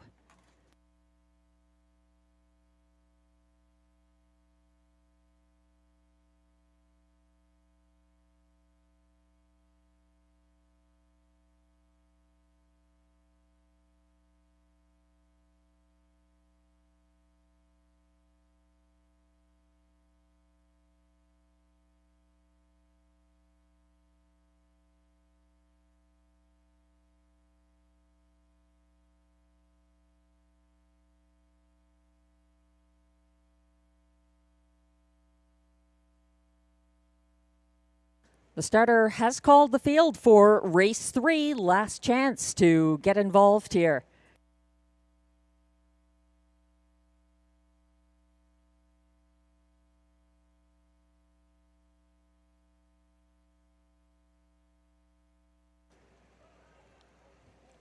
The field is lining up. 1 is Fox Hunt for Brett McDonald, the 4-5 favorite. 2, Major Fernco, Marie-Claude Auger. 3, Bayfield Beach, still slightly off the gate for driver William Waugh. 4 is Stonebridge Hermes for Ryan Guy. and gapping behind the rest, a fractious 5. Margot's got the cargo for Andrew Moore.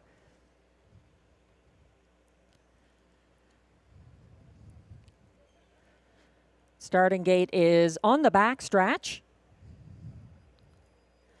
Margot's got the cargo now within range.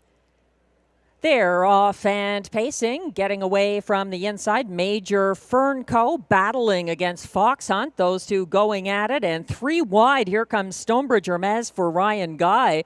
It's a contest on the first turn that looks to have been won momentarily by Fox Hunt in line to visiting Brett McDonald. But it's not done yet. Caught wide and looking to back down now. Stonebridge Hermes as Fox Hunt leads past 26-3 quick opening quarter. He's leading in front of the grandstand the first time with Major Fernco settled in a tight pocket behind him. From third, it's Bayfield Beach. Fourth now, Stonebridge Hermes, and trailing this compact field, Margot's got the cargo. They're heading around the second turn now, still led by Fox Hunt, in control by a length over the pocket-sitting Major Fernco, and getting to the half in 55-3, a 29-second panel for Fox Hunt.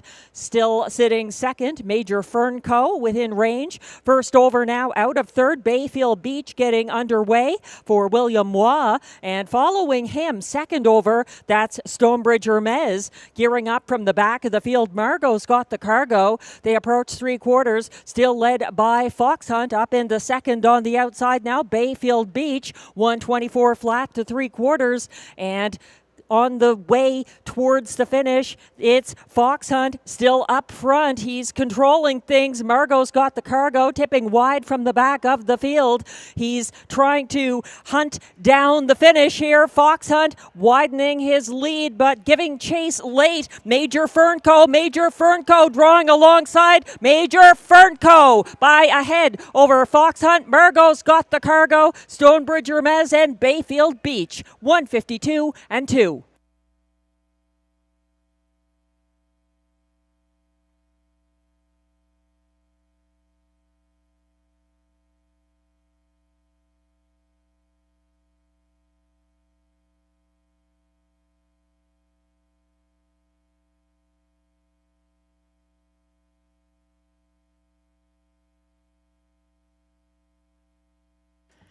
Fox Hunt got the front end trip he likes, but on the class hike he was a vulnerable favorite, hunted down by the pocket-sitting Major Fernco and driver Marie-Claude Auger, her first driving win of the night.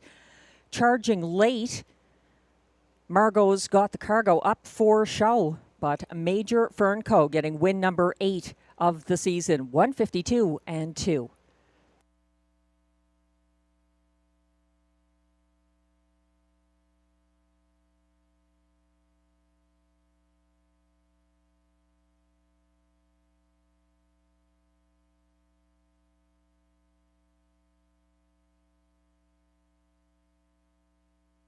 The unofficial top 4 finishers are now displayed for race 3.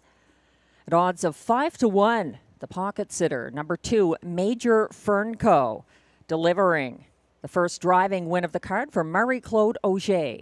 Holding on for place, number 1, Fox Hunt, a beaten 4-5 favorite. The pace setter stung late. Closing wide for show at odds of 8-1, number 5, Margot's got the cargo, ahead of number 4, Stonebridge Hermes, finishing 4th. 2-1-5-4 in race 3. Results are unofficial. Please hold all tickets.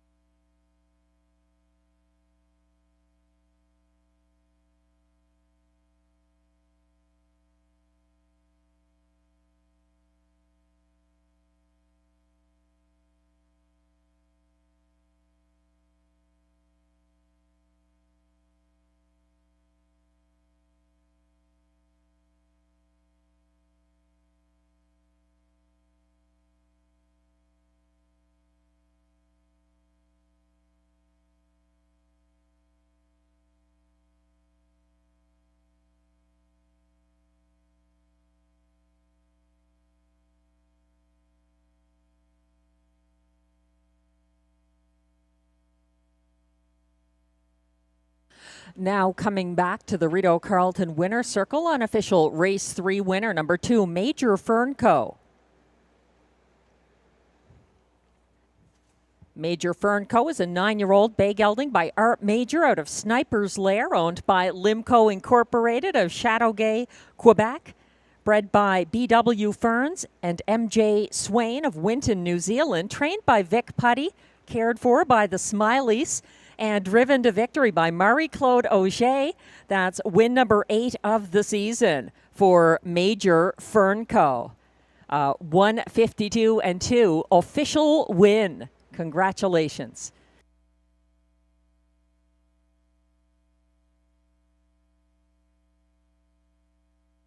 Prices are now posted for race 3, number 2, Major Fernco. Pays $13.50 to win. The $2 2-1 exactor pays $32.30. It's $96.65 for the $1 triactor 215 ticket, and the $1 superfecta 2154 pays $165.20.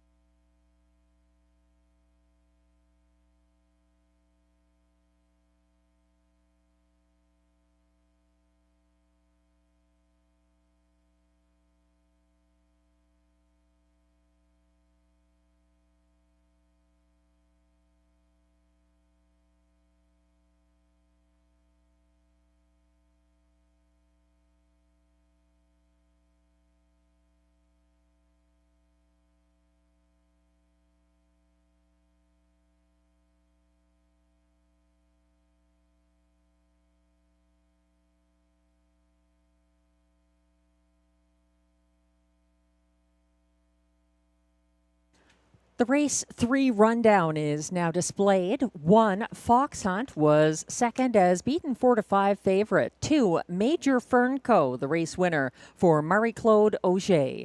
3, Bayfield Beach finished 5th. 4, Stonebridge Hermes was 4th, and 5, Margot's Got the Cargo 3rd. From the top down, your program should read 21543. The fractions 26-3, 55-3, 124 flat, 152-2. Major Fernco's 8th seasonal victory.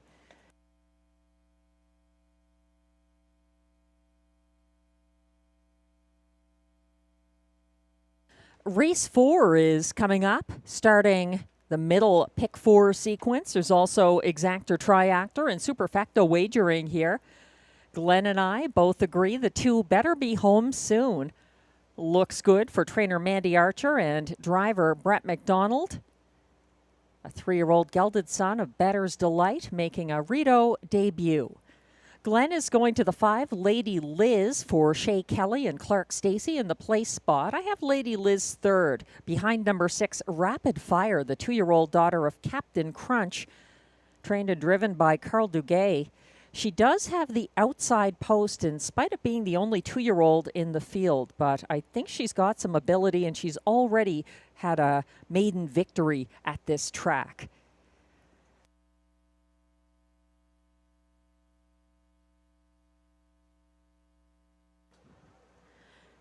If you didn't happen to have Major Fernco in race 3, your early pick 4 ticket might be done. The good news is you can start fresh here in race 4 with a middle pick 4. This isn't an easy race either, though, just the condition of the race. I went with 3 of them in here. The 2 Better Be Home Soon, currently at odds of 9-2. The current even money favorite, number 6, Rapid Fire, and also the 5, Lady Liz, who has some potential. In race 5, 3 deep there with Tough Cooper, The Turning Point, and All-Star Playboy. Race 6, I think it's between Logan Behold and Perpetual Rock. And in race 7, hopefully closing it out with one of these 4 in a competitive preferred handicap pace. The 4, RJ Super Freak, is up in class. The 2, Southwind Sambuca, gets some post relief. The 5, Shotgun Jerry, can win at this level, but it was from the rail for Melanie Plourde. That's not the case for him tonight. And 6, Mythic Gambler might be the horse to beat, but he loses his regular driver, Robert Shepard, and picks up the capable but unfamiliar Stéphane Brosseau. That's a $14.40, 20-cent pick 4 ticket, kicking off here in race 4. Good luck with your selections.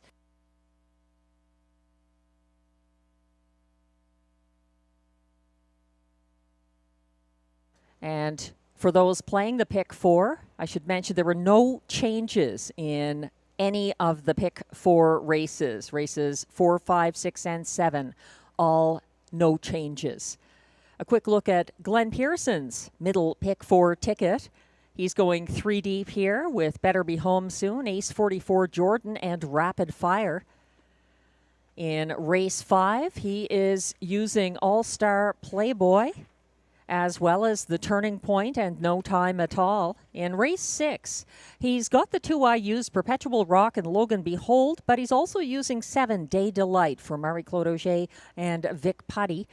And in race 7, he thinks it's between the 1, JJ Xavier for Mike Healy and trainer John McMillan, and the 6, Mythic Gambler for Stéphane Brosseau and trainer Catherine Girard. Glenn's ticket costs $10.80 for the 20-cent version of this middle pick 4.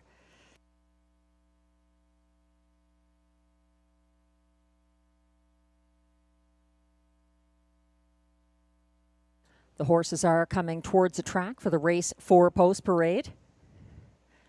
For those wondering why no Robert Shepard, Pascal Berube, and Guy Gagnon this evening, they were racing at Hippodrome 3R this afternoon and presumably needed an evening off to either celebrate or relax.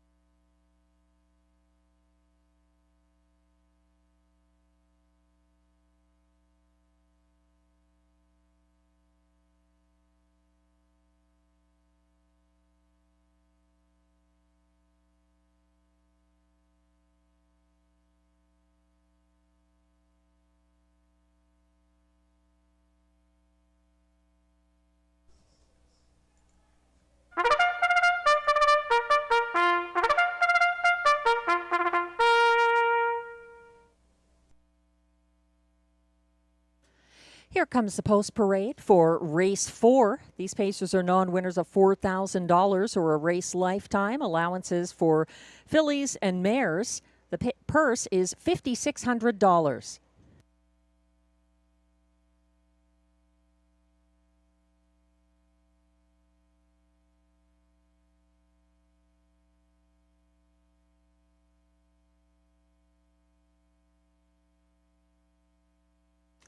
One is Biscawatch, owned and trained by Marcel Rozon of Saint-Lazare de Vaudreuil, Quebec, driven by William Waugh.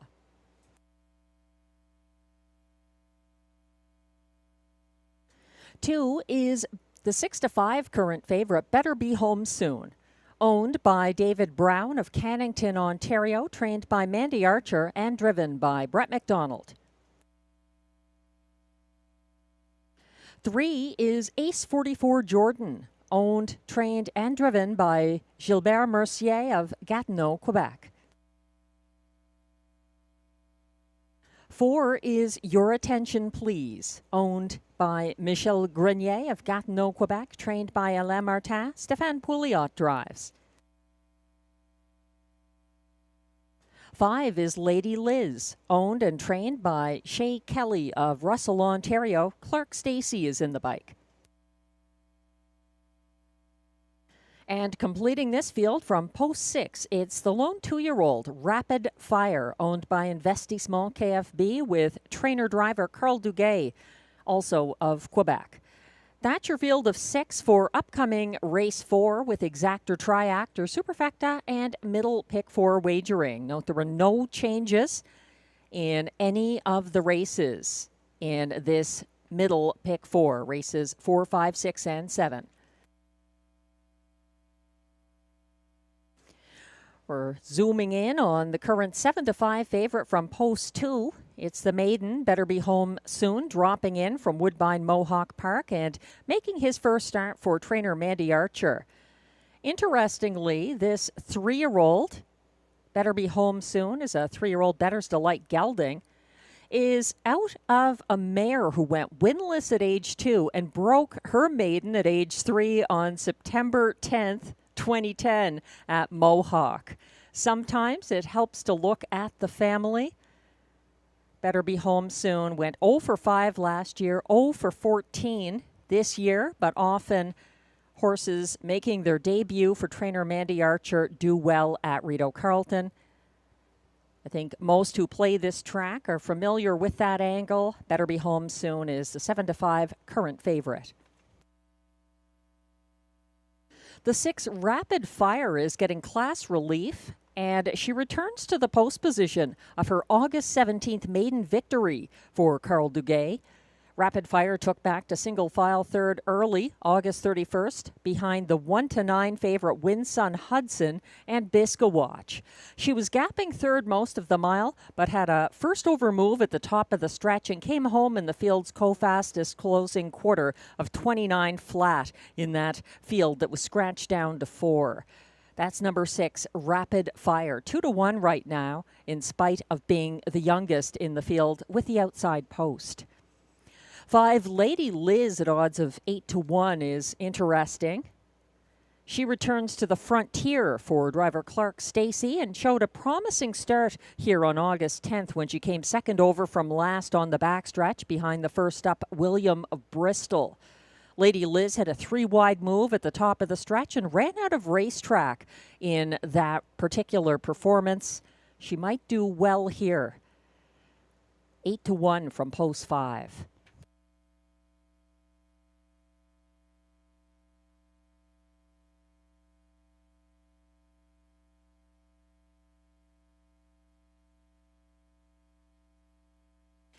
The starter has called the race 4 pacers.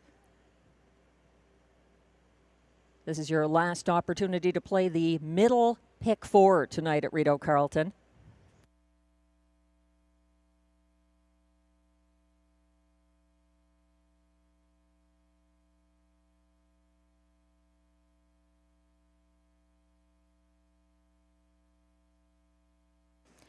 The field is assembling now. 1 is Biscawatch for William Waugh. 2, the 4-5 favorite, Better Be Home Soon for Brett McDonald. 3, Ace 44 Jordan for Gilbert Mercier. 4 is Your Attention Please, Stéphane Pouliot. 5, Lady Liz, Clark Stacey. And on the outside, 6, Rapid Fire for Carl Duguay. They're on the turn. They're all lined up except Biscawatch, gapping slightly as the starting gate turns on to the Rideau Carleton backstretch.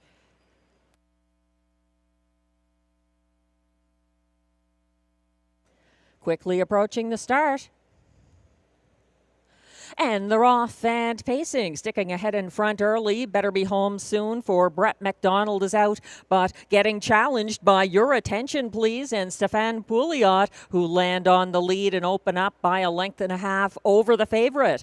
Better Be Home Soon sitting second, following third, that's Bisco Watch, and fourth early, that's Lady Liz. Up front, things are unsettled as Better Be Home Soon is being asked and is challenging Your Attention Please for the lead past the opening quarter of 28-2. Now clearing to the front for Brett McDonald. Better Be Home Soon back in charge, but stalked by Your Attention Please. Gapping in third, Bisco Watch. Gapping in fourth, Lady Liz, and getting steppy there, Ace 44 Jordan under tight lines regains composure as Rapid Fire moves first over now from second last, and the field moves past the half in 58 seconds flat.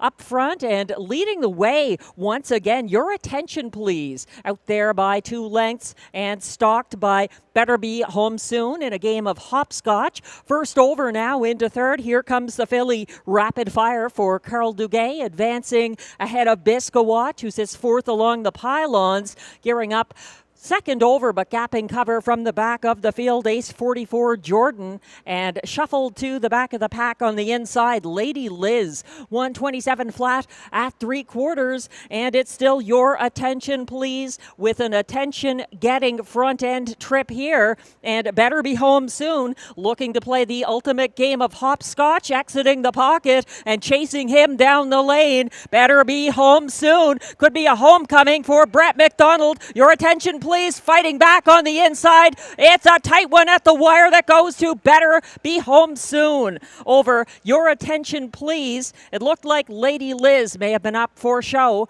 in this 1:56.4 mile.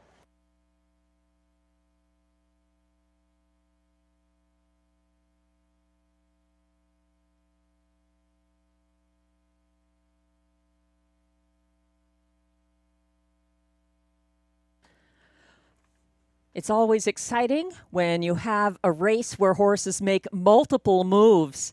And these two had quite the rivalry in race 4. Number 2, Better Be Home Soon for Brett McDonald, and Your Attention Please for Stefan Pouliot. At the wire, Better Be Home Soon by a head over a very game Your Attention Please. And further back by open lengths, Lady Liz up for show ahead of Rapid Fire in race 4.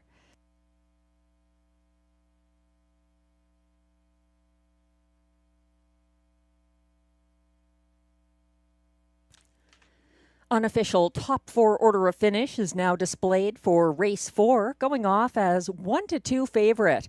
Number 2, Better Be Home Soon, gets Brett McDonald his first driving victory of the card over a very tough 4, Your Attention Please. I would watch him next time. Multiple moves that race, a very game second. Closing for show at odds of 16-1, number 5, Lady Liz, further back. And the 2-year-old number 6, Rapid Fire, completes the superfecta. 2, 4, 5, 6 unofficially in race 4. Please hold all tickets.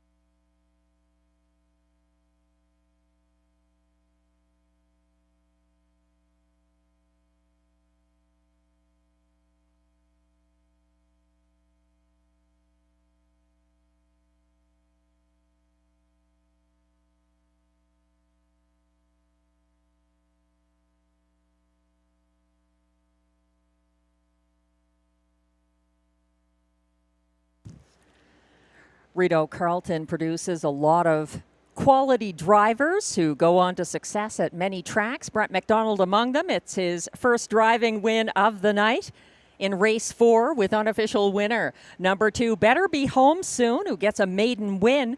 This is a 3-year-old bay gelding by Better's Delight out of Rub and Tug. owned by David Brown of Kennington, Ontario. Also the breeder, along with Jim H. Elberg of Sunderland, Ontario. Better Be Home Soon making his debut for trainer Mandy Archer, and Brett McDonald with the winning steer on Better Be Home Soon, who takes a mark of 156 and 4. Congratulations.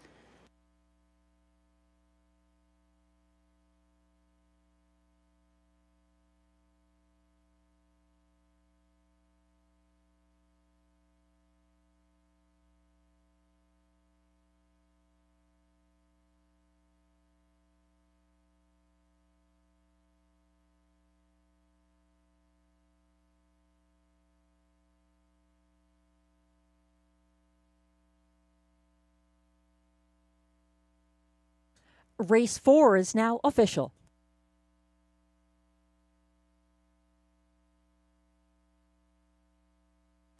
Prices are posted for Race 4, where number 2, Better Be Home Soon, returns $3 to win.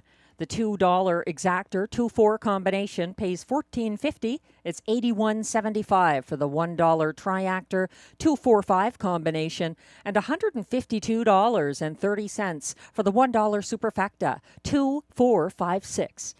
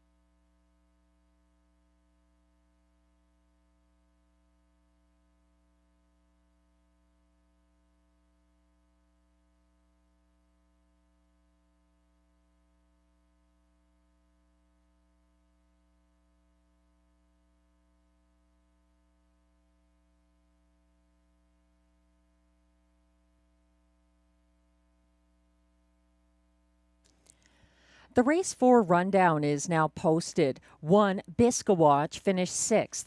1-2 favorite number 2, Better Be Home Soon, had a maiden victory for driver Brett McDonald, his first driving win of the night.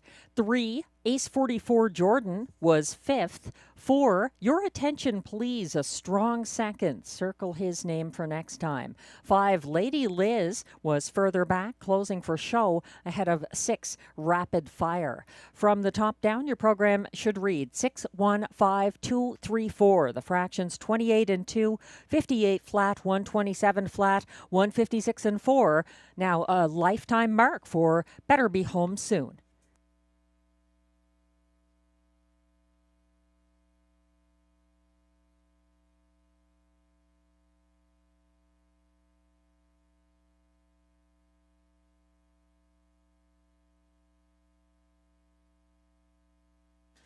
Race 5 is coming up next, and I'm sure many of you are still alive in the middle pick 4, perhaps some of you in the early pick 4 as well. We're looking at the track handicapper selections now for Race 5. Glenn Pearson likes the 4 All-Star Playboy. Brett McDonald for Mandy Archer here, teaming up together. That produced a win in race 4 for Better Be Home Soon. All-Star Playboy. 1 going away for Robert Shepard here last Sunday and is now up in class with an unfamiliar driver. So we'll see how he fares. He's 1-9 at the moment, and it might be justified. Glenn likes the 6 second, no time at all, for Stéphane Brosseau and Yves Tessier, a 2-time winner this season. Then he's going to 5, The Turning Point, a famously strong closer who's had some very tough post positions lately for her regular driver, Marie-Claude Auger, and trainer Robert Bernicki. She's 10-1. I think she can easily win this. And then the 1, Tough Cooper, who is my spot play here, 9-2. The price, Tough Cooper in line to Ryan Guy for trainer Steve Bellil. This horse likes the inside post, and he's a 2-time winner this season. And he's also the fastest of this field this season. Tough Cooper, a 1:52.4 lifetime mark at Rideau Carleton this year. So I see it a little differently than Glenn. I've got Tough Cooper on top of the ticket. I wouldn't single him. I would definitely use 5, The Turning Point, an 8-time winner this season with the post and class relief for Marie-Claude Auger. She's the only mare in the field. I don't really think that's relevant here. She has got class relief. I would also use the 4, All-Star Playboy, but I think 1-5 is excessive for the class climber, who is losing his regular driver, Robert Shepard. After that going away lifetime best win at a lower level here at the $8,500 claiming level. All-Star Playboy now stepping up into $10,500 claiming company. I'm completing my superfecta with the 2 Surratt Hanover, although he loses Pascal Berube, for whom he was a good second behind Wall Street Bell last Sunday. William Waugh takes the lines on that 4-year-old gelded son of Art Speak for trainer Denis Maisonneuve. A 2-time winner this season, Surratt Hanover, 9-1 right now.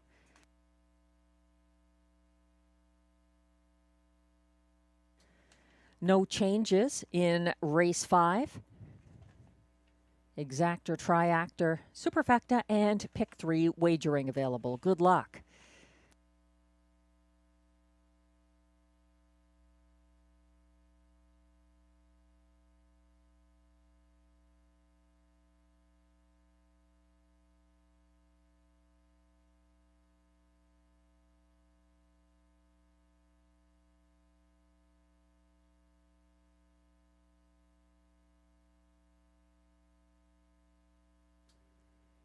We did have one qualifier at 5 o'clock. It was won by Betts Showoff.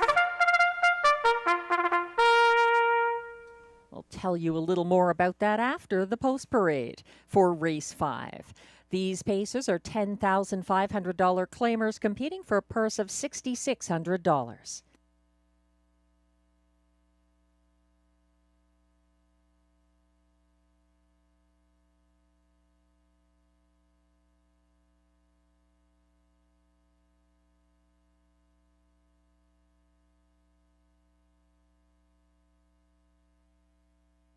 Looks like an equipment adjustment happening on track on number 2, Surratt Hanover. Leading the post parade, though, number 1, Tough Cooper, owned by Antonio DeMario with Antonio Belfiore and Melanie Leach, all of Ontario. Trained by Steve Bellil, Ryan Guy is in the sulky. Here's the 2, Surratt Hanover, owned and trained by Denis Maisonneuve of Gatineau, Quebec. William Waugh drives.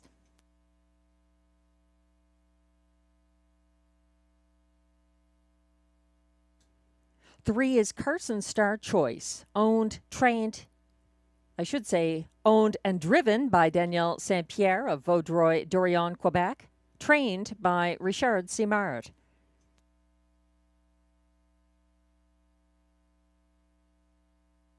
4 is the current 2-5 favorite, All-Star Playboy, owned by Jamie Copley of Kenmore and Kimberly Eaton of Brockville, Ontario, trained by Mandy Archer. Brett McDonald drives.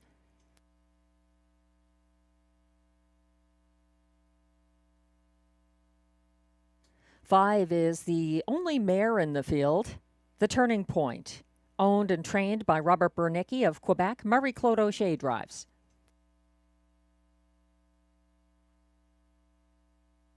And rounding out the field from post 6, No Time at All, owned by Jean Allaire and Gina Bragagnolo, along with trainer Yves Tessier, all of Quebec. Stéphane Brosseau is in the bike. That's your field of 6 for upcoming race 5. No changes, exactor, triactor, superfecta, and pick 3 wagering.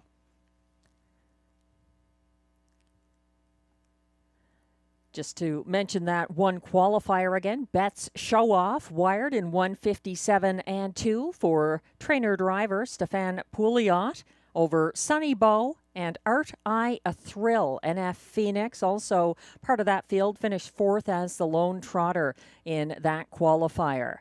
The fractions 27 and 4, 58 and 2, 128 and 4, 157 and 2. Betts Show Off. Now, 5 years old. Watch for them in upcoming races at Rideau Carleton.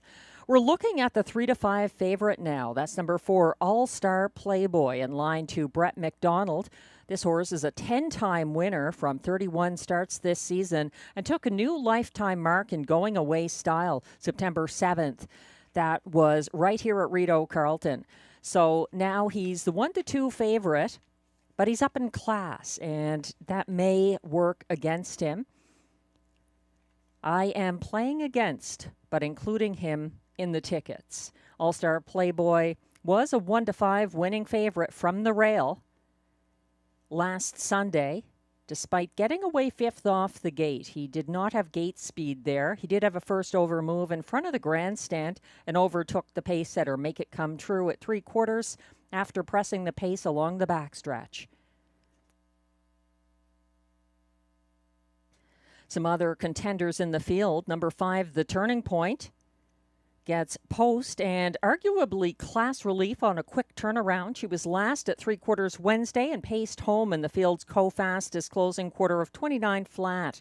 Known for her late speed, The Turning Point overlooked at 6 to 1. That is a mistake. She is a strong factor here in the smaller field when not starting from post 7 or 8. Here she is passing in front of the grandstand right now.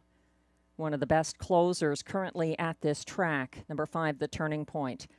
My spot play is in this race as well from the rail. Tough Cooper won his most recent start from the Rideau rail, taking a 152 and 4 lifetime mark here June 22nd at a lower level for Robert Shepard. Tough Cooper trailed to the half Sunday, was 3rd over past that point, following the parked-out Carson Star Choice and Beach Cowboy. He lost ground circling a tiring Carson Star Choice at 3/4. This is his debut for Flyin' Ryan Guy. Number 1, Tough Cooper, 3 to 1 from the rail.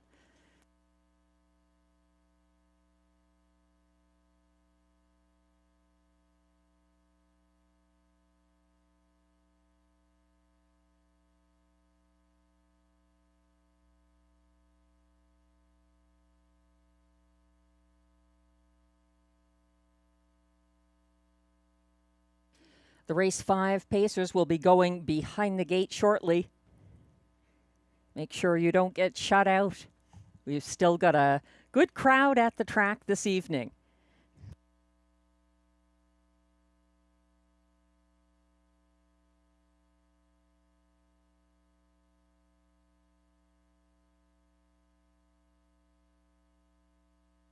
Starter has called the field for race 5.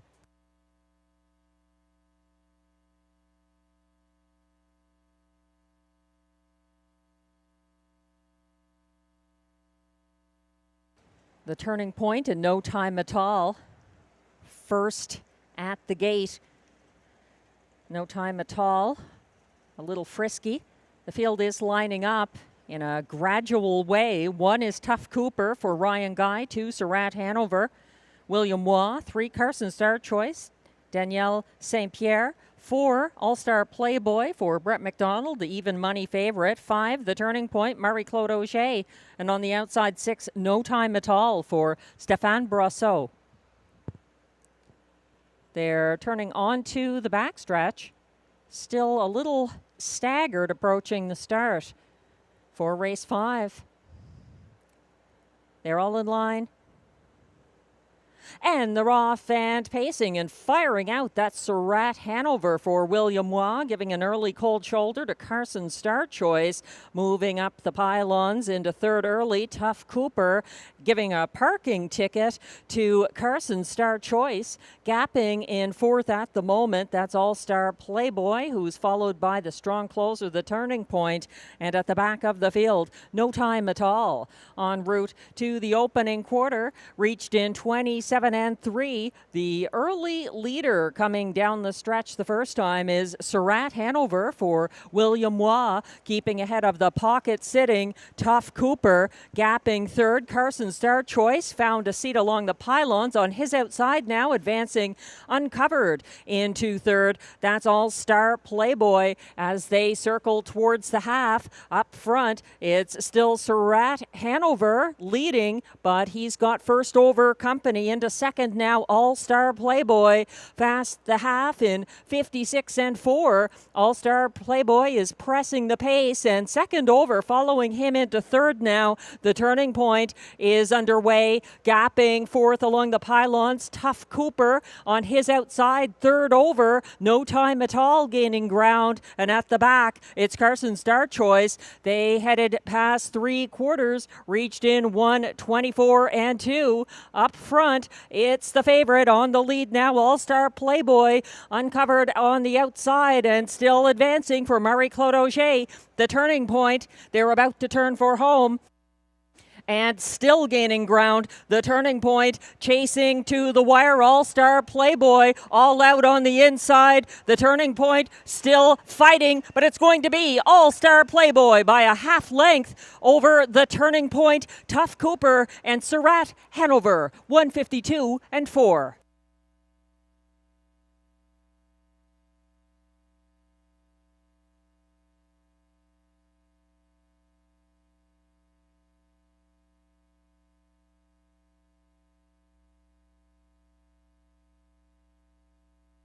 Another thrilling stretch duel. This time goes to the favorite. Brett McDonald gets his second driving win of the night with All-Star Playboy holding off the Turning Point and Marie-Claude Auger, who was a good second, open lengths ahead of Tough Cooper, finishing third in this 152 and 4 mile.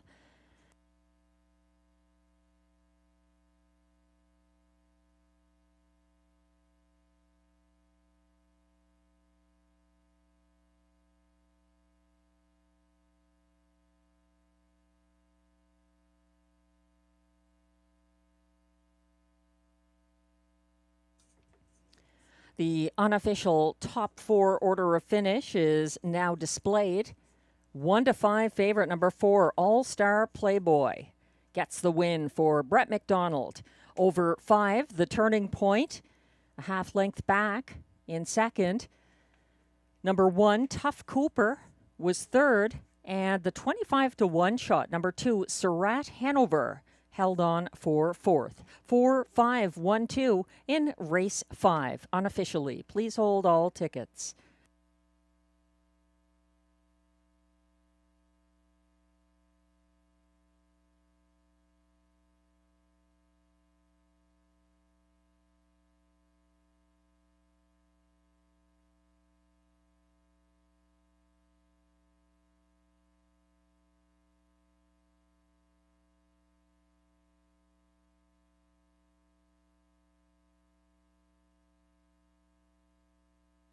Back in the Rideau Carleton winner's circle once again, driver Brett McDonald with unofficial race 5 winner number 4, All-Star Playboy, a winning 1-5 favorite.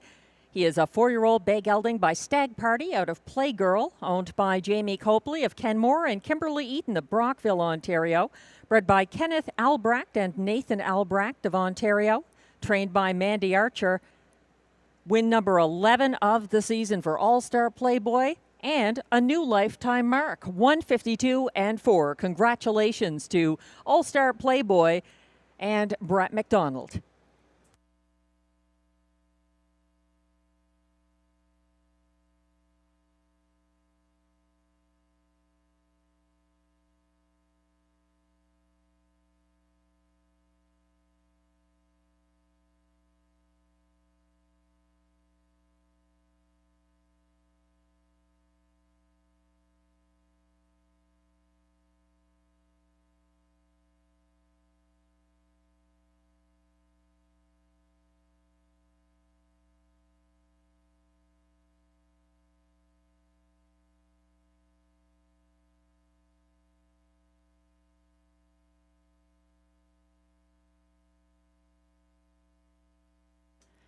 Race 5 is now official.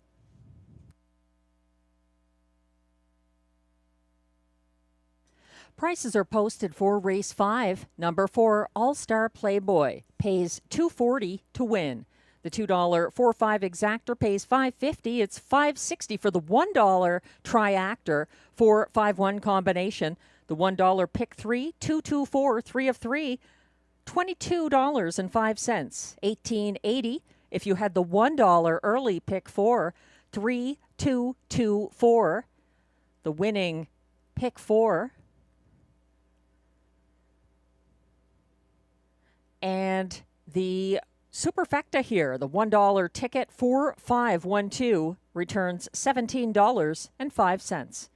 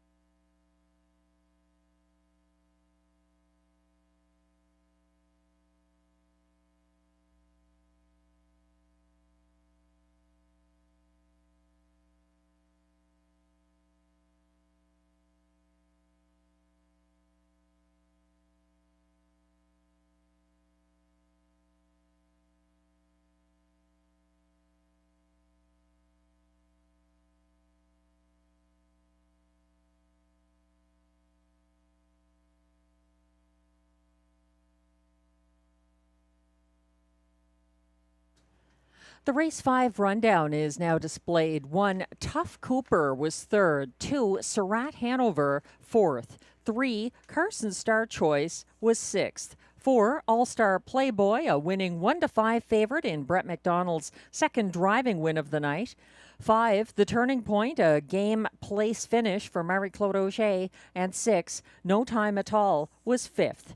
From the top down, your program should read 3, 4, 6, 1, 2, 5. The fractions 27 and 3, 56 and 4, 124 and 2, 152 and 4. A new lifetime mark for All-Star Playboy.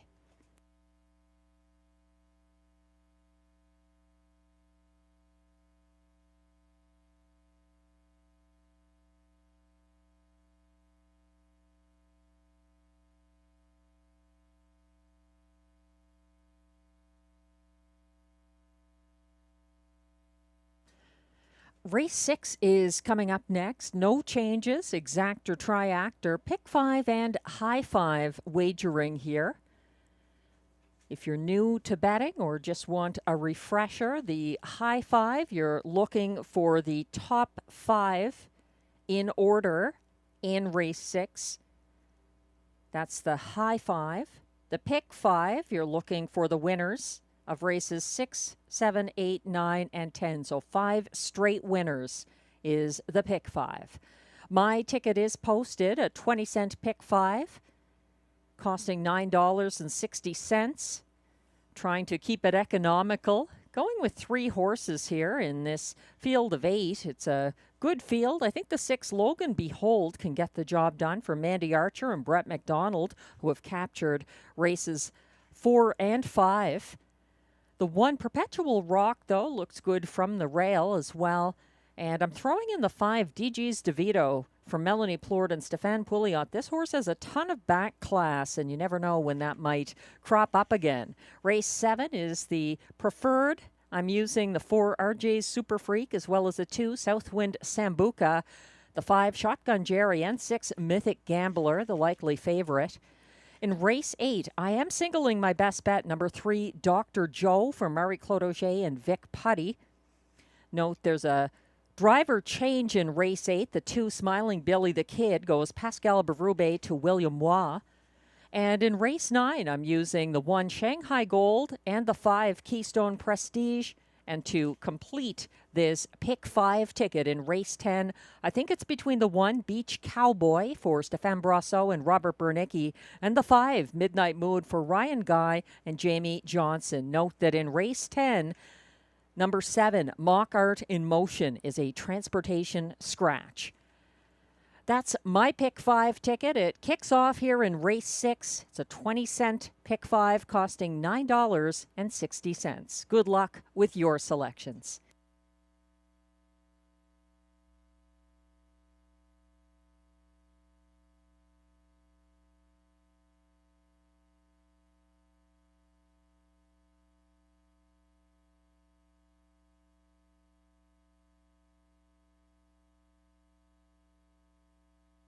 Glenn Pearson has mapped out a pick 5 as well. I notice he likes the 1. He's using the rail horse in every leg. Not a bad strategy. In race 6, he is using just 2 horses to kick off his pick 5. He's got the 7 Day Delight and the 1 Perpetual Rock. In race 7, he's got Mythic Gambler and JJ Xavier. Race 8, Captain of Rock and Roll from the rail, as well as the 3 Dr. Joe and the 6 Arizona Jackson. Then in race 9, he's using the 1 Shanghai Gold, the 2 You Wait, I'll Go First, and the 4 Well Worth the Wait. And in race 10, he's got the same 2 that I do, the 1 Beach Cowboy and the 5 Midnight Mood. This is a $14.40, 20-cent pick 5 ticket mapped out by Glenn Pearson.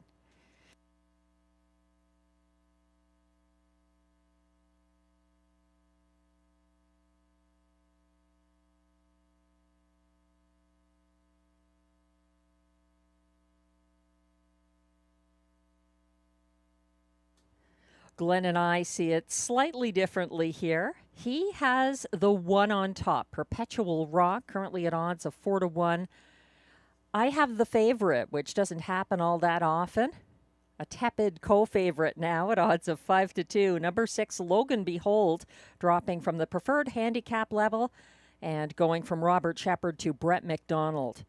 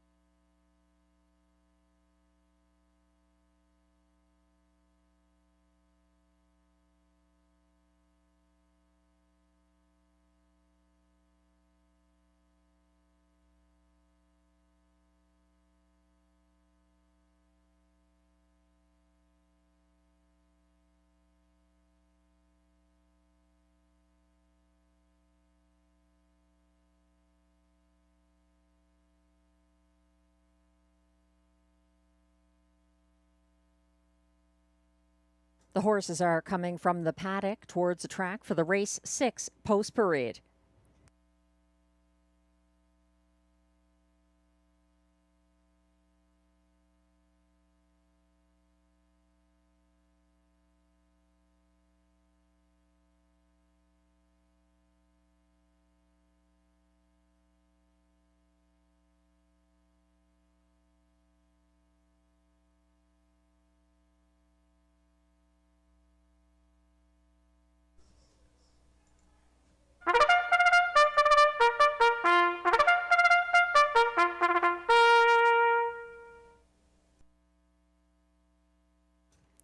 come the race 6 Pacers, non-winners of $6,000 in their last 5 starts. Also eligible, non-winners of $40,000 lifetime with allowances for fillies and mares. Also eligible, $18,000 claimers. The race for a purse of $8,200.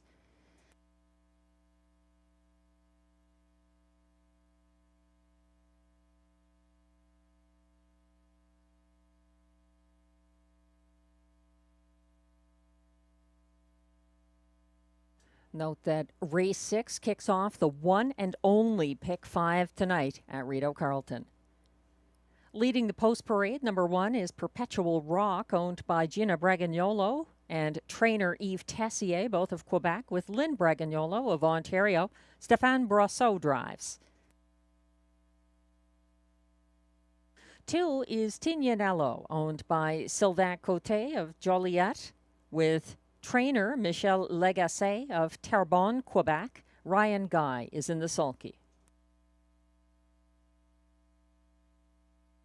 3 is the lone mare Horizon Sealster, owned by Julia Ferguson, Lloyd Stone, Coral Bailey, and Sean Vino, all of Ontario, trained by Ted McDonald. William Waugh drives.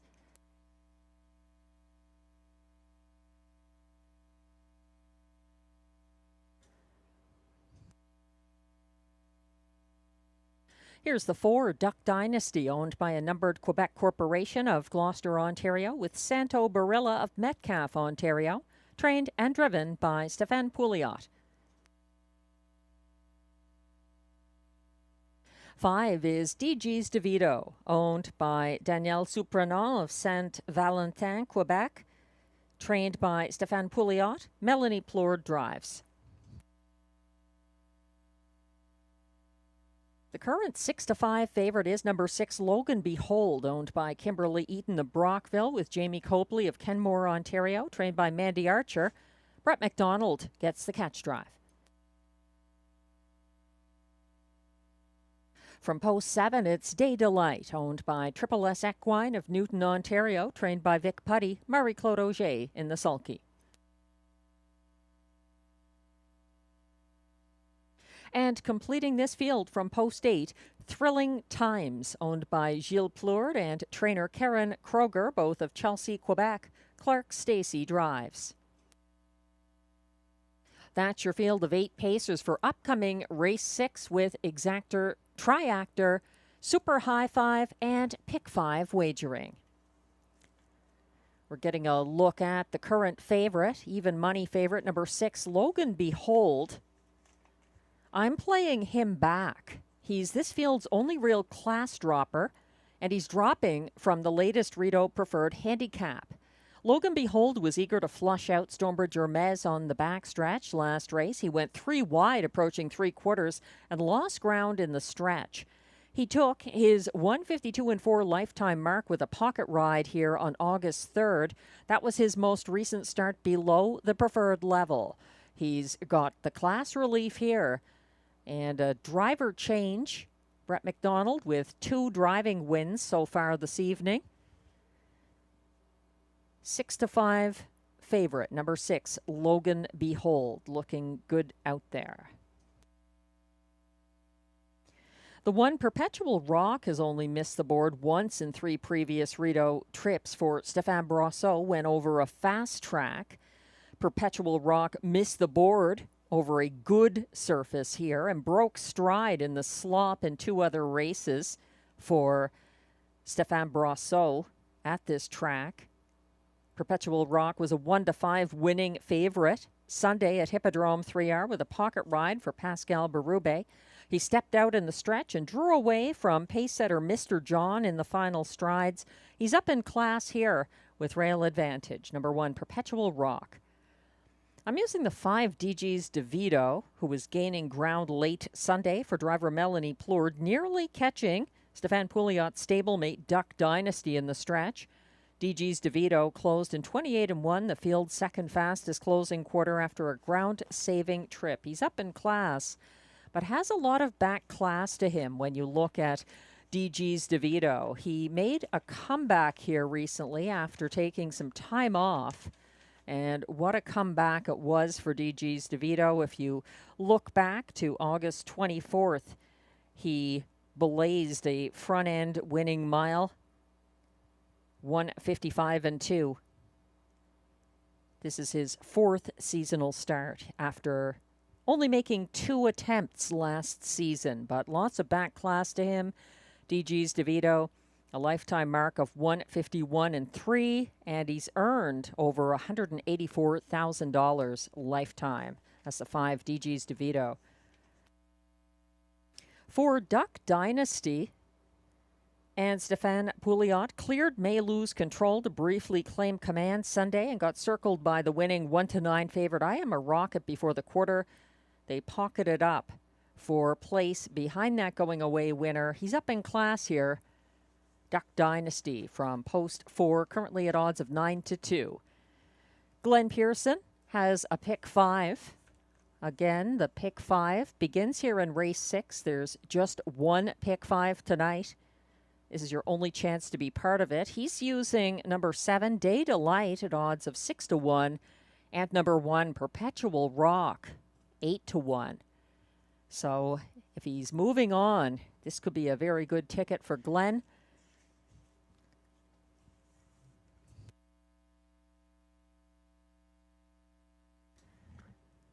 Not much time left to get involved.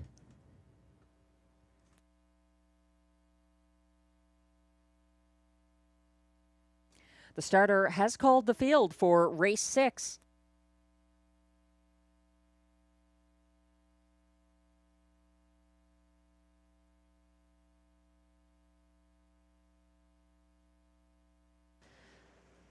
The Pacers are assembling behind the gate. Day Delight already there. Still a little time to get involved in the one and only pick 5. As they line up, 1 is Perpetual Rock for Stefan Brasso, 2, Tignanello, Ryan Guy, 3, Horizon Sealster, William Waugh, 4, Duck Dynasty, Stefan Pouliot, 5, DG's DeVito, Melanie Plord, 6, Logan Behold, the 8-5 favorite for Brett McDonald, 7, Day Delight for Marie-Claude Auger, and on the outside, 8, Thrilling Times for Clark Stacey. They're wheeling onto the Rideau Carleton backstretch, headed to the start for race 6. Good luck. They're off and pacing, pushing the gate away. Duck Dynasty for Stefan Pouliot, firing early and coming after him early. That's Logan Behold, who is pressing the pace early and sticking ahead in front. Moving up the pylons into 3rd, Perpetual Rock, just ahead of Horizon Sealster, who is now backing down to 4th along the pylons, just ahead of DG's DeVito. Up front, making front early, Logan Behold for Brett McDonald, leading the way to a 27-4 opening quarter. Down the stretch, Logan Behold leading by about a length and a half over next closest, Duck Dynasty. And 3rd is Perpetual Rock. 4th on the inside, Horizon Sealster. First over from 5th, here comes Day Delight. 2nd over from 6th, Thrilling Times. Getting underway, caught in near the back of the field, DG's DeVito, trailing as they head around the turn. Slipping out, actually, that's DG's DeVito now. Getting underway, 3rd over from 2nd last, and it's Tignanello at the back of the field, past a 58 flat half. They're still led by a length and a quarter by Logan Behold, who's keeping ahead of the pocket sitting Duck Dynasty. Looming the danger, first over in 3rd. Day Delight continuing on bravely, gapping 4th on the inside, Perpetual Rock. 2nd over, still looking to go 3 high if he can, Thrilling Times. They went by 3/4 in 1:25.3. Coming down the stretch now, they're still led by Logan Behold. Brett McDonald trying to get his 3rd straight driving win, giving chase late. Duck Dynasty is gaining ground on the leader, but Logan Behold delivers for Brett McDonald, well ahead of the rest. Duck Dynasty, a good 2nd, very tight for show in this 1:53 flat mile.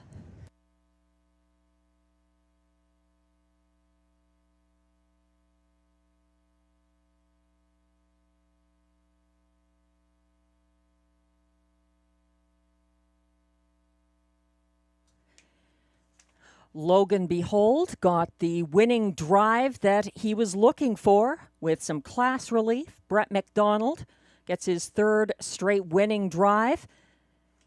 Logan Behold, 153 flat. A good second, Duck Dynasty. And boy, was that close for show. Perpetual Rock, Horizon Sealster, and Day Delight in a throw a blanket over a moment for show in race 6.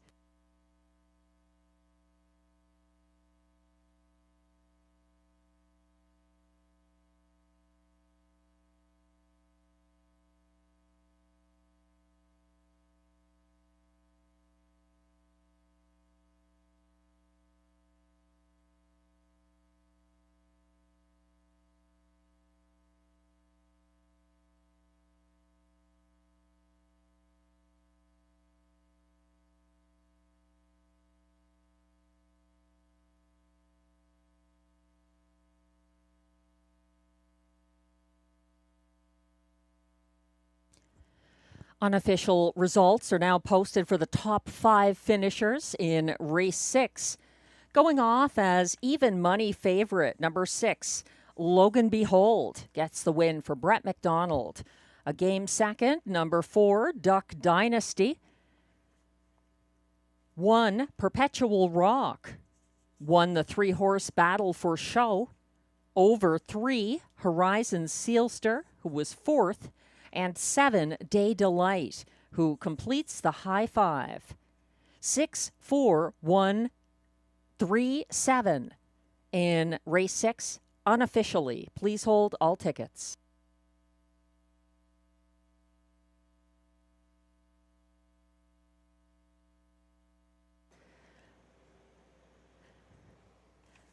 Back in the winner's circle once again, becoming a familiar face once again at Rideau Carleton. It's Brett McDonald with race 6 winner, number 6, Logan Behold.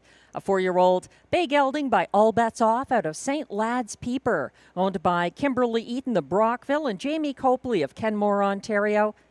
Bred by Kimberly Eaton, trained by Mandy Archer. Logan Behold gets his 5th win of the season.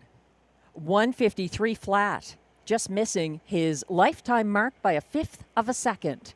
Congratulations, Logan Behold, an even money winning favorite in race 6.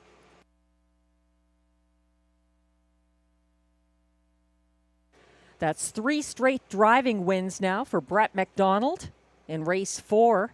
Better Be Home Soon got the maiden victory in 156-4.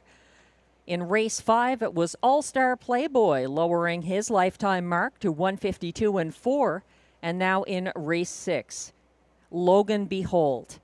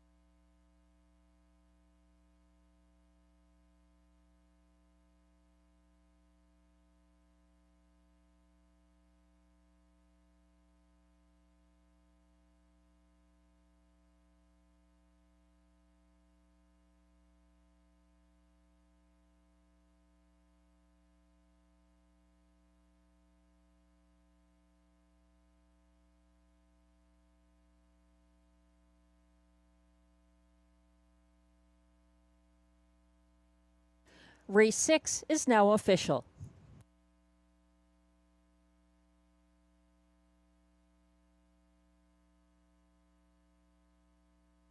Prices are posted for race 6. Number 6, Logan Behold, returns a fairly generous $4.30 to win. The $2 6-4 exactor pays $25.20. It's $39.75 for the $1 triactor 6-4-1 combination. $100.44 for the 20-cent super high 5 6-4-1-3-7.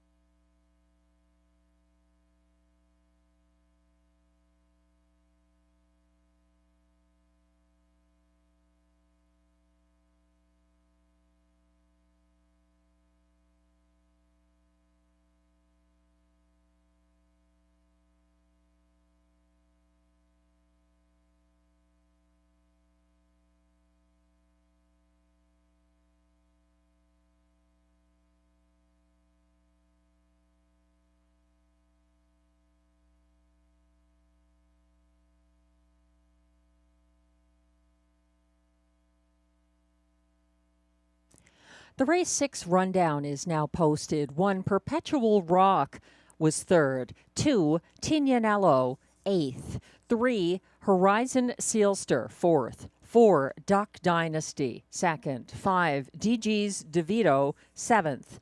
Even money favorite from post 6, Logan Behold, a winner for Brett McDonald. 7, Day Delight was a close 5th, and 8, Thrilling Times, 6th. From the top down, your program should read 3, 8, 4, 2, 7, 1, 5, 6. The fractions, 27 and 4, 58 flat, 125 and 3, 153 flat, the winning mile for Logan Behold.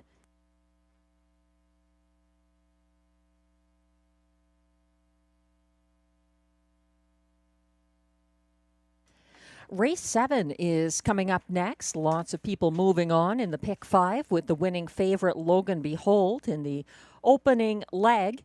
If you didn't have Logan Behold there, a pick 4, the late pick 4, begins in upcoming race 7, which has no changes. There's also exactor, triactor, and superfecta wagering here. This is our preferred handicap pace, with post position number 6 assigned to Mythic Gambler, the 4-5 current favorite, being driven tonight by Stéphane Brosseau. Robert Shepard not a part of tonight's driving colony at Rideau Carleton. We're looking at Glenn Pearson's late pick 4 ticket, costing $7.20 for this 20-cent pick 4. In race 7, he's using the 1, J.J. Xavier for Mike Healy and John McMillan, and the current favorite, number 6, Mythic Gambler for Stéphane Brosseau and Catherine Girard. In race 8, going 3 deep with the 1, Captain of Rock and Roll for Brett McDonald and Jacob Copley, the 3, Dr. Joe for Marie-Claude Auger and Vic Putty, and the 6, Arizona Jackson for Clark and Kara Stacy. In race 9, Glenn has the 1, Shanghai Gold for Ryan Guy and Luc Loyer, as well as the 2, You Wait, I'll Go First for William Waugh, the Luc Loyer trained stablemate, and the 4, Well Worth the Wait for Brett McDonald and Brian Scott. And in race 10, hoping to seal the deal with either the 1, Beach Cowboy for Stéphane Brosseau and Robert Bernicki, or the 5, Midnight Mood, Ryan Guy and trainer Jamie Johnson. An economical 20-cent late pick 4 costing $7.20. The late pick 4 begins here in race 7. Good luck.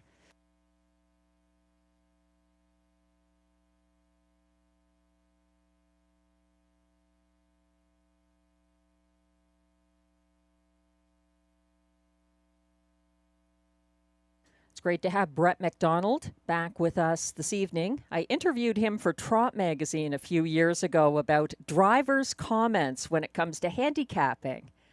Brett McDonald told me, you try to find something positive. Sometimes horses just can't win, right? But they get lucky and everything works out that way. That's why people bet those horses and they pay big money, right? Because people take a chance on them. He said some bettors reach out to him. They will message you on social media and stuff like that about whether or not you think a horse can be good. I think this takes away the middleman.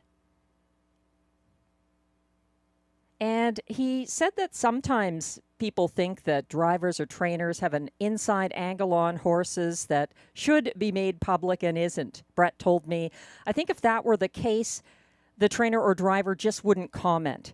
There may be someone who does that, but I don't think that people go out to deceive the public so much as just commenting on other stuff or not commenting.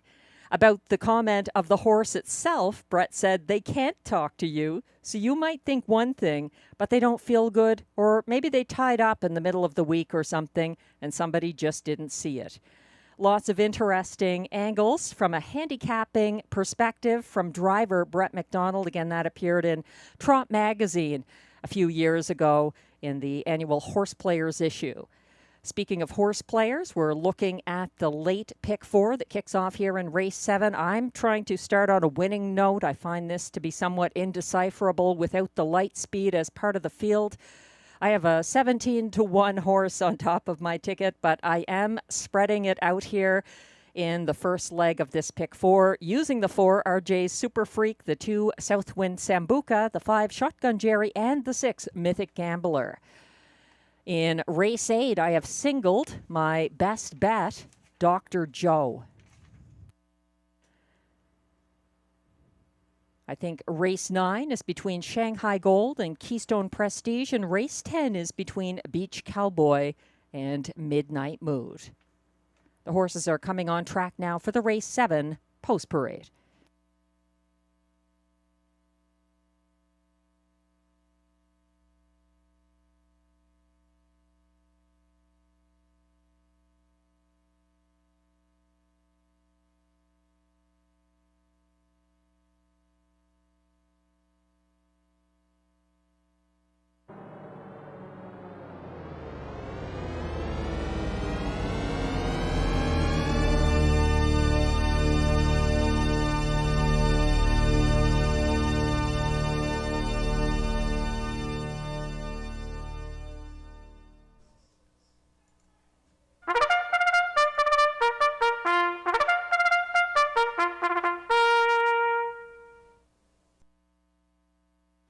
Here come the race 7 pacers for the post parade. These preferred handicap pacers compete for a purse of $10,000. Post position number 6 is assigned.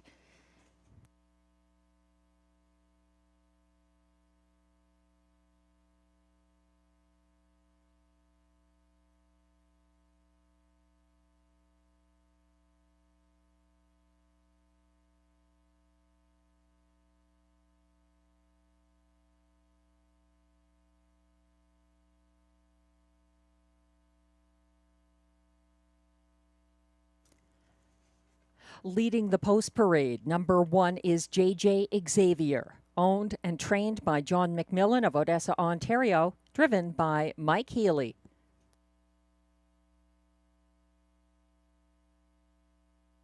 Two is Southwind Sambuca, owned by Gordon MacDonald of Ottawa with Christopher Boland of St. John's, Newfoundland, trained by Vic Putty, driven by Marie-Claude Auger.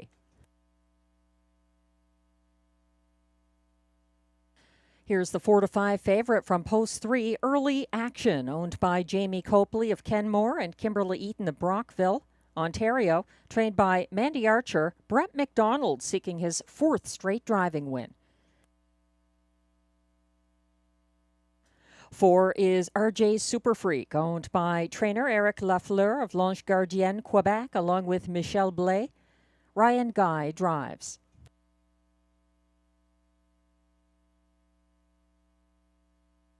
5 is Shotgun Jerry, owned by a numbered Quebec corporation of Gloucester, Ontario, trained and driven by Stéphane Pouliot.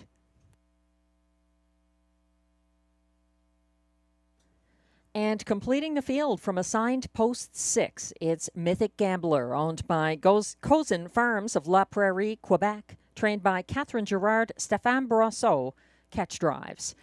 That's your field of 6 preferred pacers for upcoming race 7. No changes in race 7. There's exactor, triactor, superfecta, and late pick 4 wagering.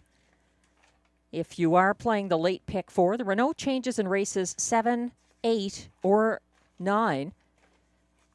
But we do have a change in race 10, a scratch of number 7, Mockart in Motion, a transportation scratch in race 10. And also, I stand corrected, we do have a driver change in race 8. Number 2, Smiling Billy the Kid, goes from Pascal Berube to William Waugh. There were no changes in races 9 or 7. We're looking at Early Action. The 4-5 favorite, a 4-time winner this season, who had a going-away victory for Robert Shepard in a seasonal best 151-2. On September 7th at this track. He's back up again to the preferred handicap level. He was 7th for Robert Shepard at 36-1 in the most recent preferred handicap where he took part. That was on August 24th. So he had a very good win there in his most recent effort. Early Action now climbing the class ladder in a field lacking the light speed. Glenn Pearson is going to number 6, Mythic Gambler on top. He's got the 1 JJ Xavier in the place spot. Then Early Action third ahead of Shotgun Jerry. I'm using RJ Super Freak on top, Southwind Sambuca in the place spot, Shotgun Jerry third, and Mythic Gambler fourth. Although I would actually be boxing the ticket here. I don't think there is a clear-cut winner. I could be proven wrong here. I am not even using Early Action in my ticket, which could be a mistake. Brett McDonald having a strong night in his Rideau return.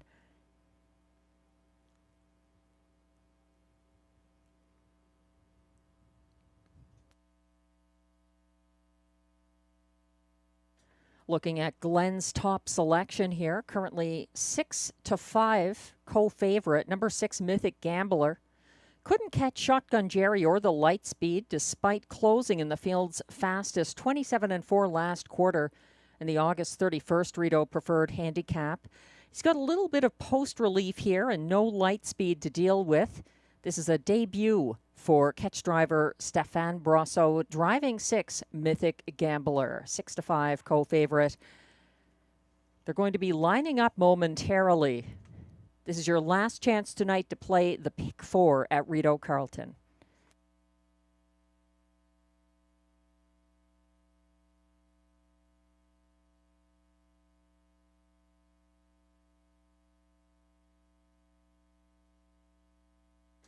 The starter has called the preferred pacers.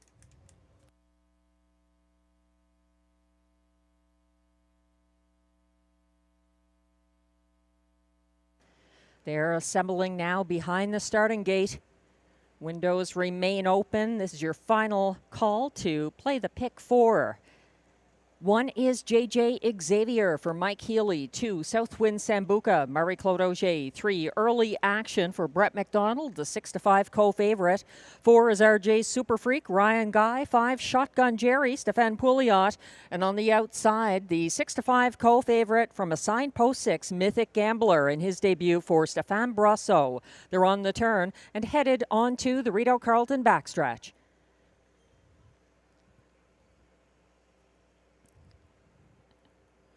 They're all in line. They're off and pacing and blasting from the rail. JJ Xavier gets an early jump on the competition for Mike Healy, settling into the pocket behind him. Early Action also getting away quickly and gapping slightly from third. That's Southwind Sambuca just ahead of RJ's Super Freak, single file fourth.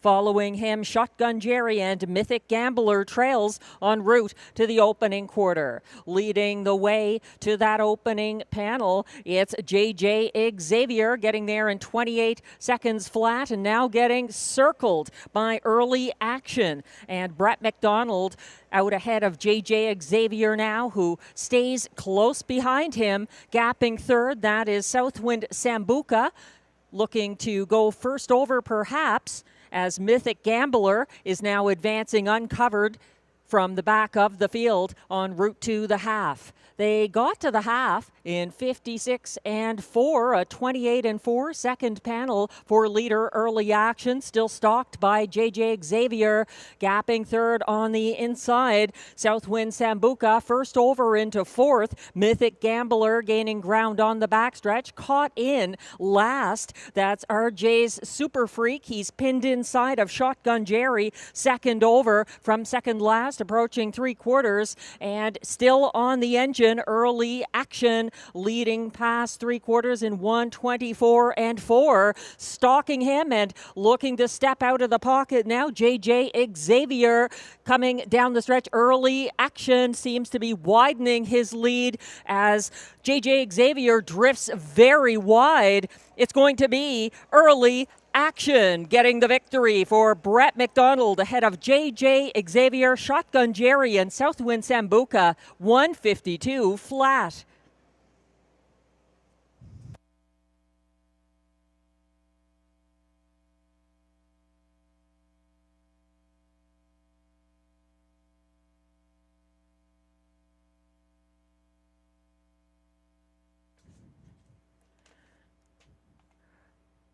Brett McDonald putting on a clinic tonight after winning race 6 with Logan Behold, race 5 with All-Star Playboy, and race 4, a maiden-breaking win with Better Be Home Soon. He teams up with Early Action for this Pacers' 5th win of the season. 152 flat for Early Action. JJ Xavier was next best, but lost some ground going quite wide in the stretch, but managed to hold on for place.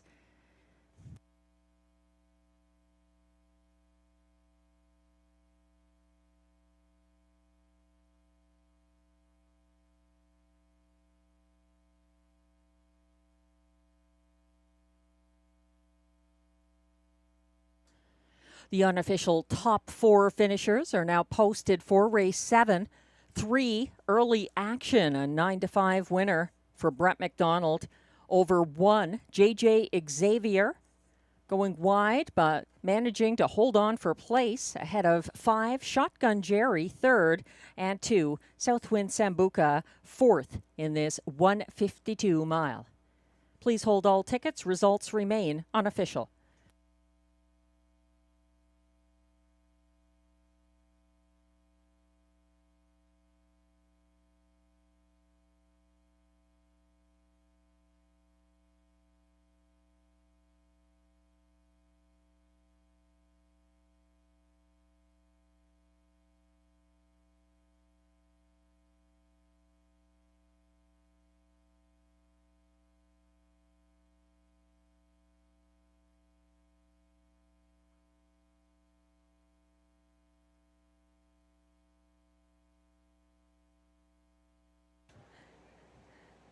Now back in the Rideau Carleton winner's circle. It's race 7's unofficial winner, number 3, Early Action, a 6-year-old bay gelding by Huntsville at a Fashion Katie, owned by Jamie Copley of Kenmore and Kimberly Eaton of Brockville, Ontario, bred by Hanover Shoe Farms, Hanover, Pennsylvania, trained by Mandy Archer. That's a 4th straight driving win for Brett McDonald. Congratulations. 152 flat, Early Action takes the preferred handicap pace. Congratulations.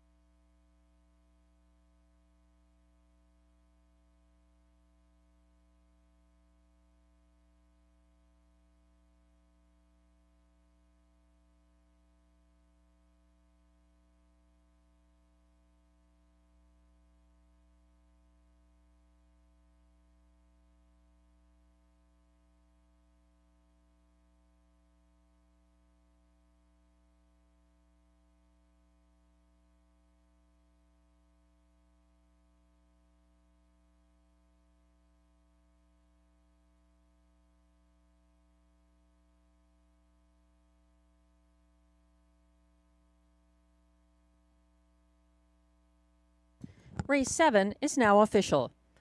Prices are posted for race 7. Number 3, Early Action, pays $5.60 to win. The $2 3-1 exactor pays $27.30. It's $36.45 for the $1 triactor 3-1-5 combination.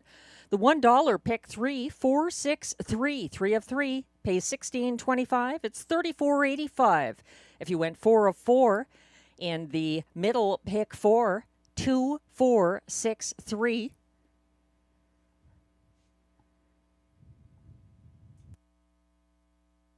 It's an all Brett McDonald pick 4. And the $1 superfecta here, 3152, returns $100.75.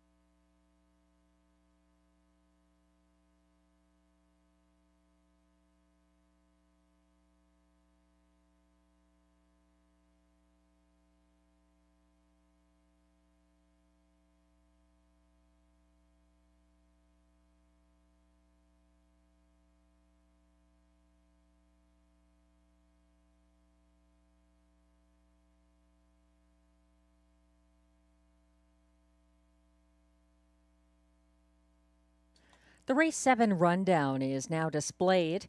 Closing for place, number 1, JJ Xavier. 2, Southwind Sambuca was 4th. 3, Early Action takes down the preferred handicap pace in the 4th straight driving win for Brett McDonald.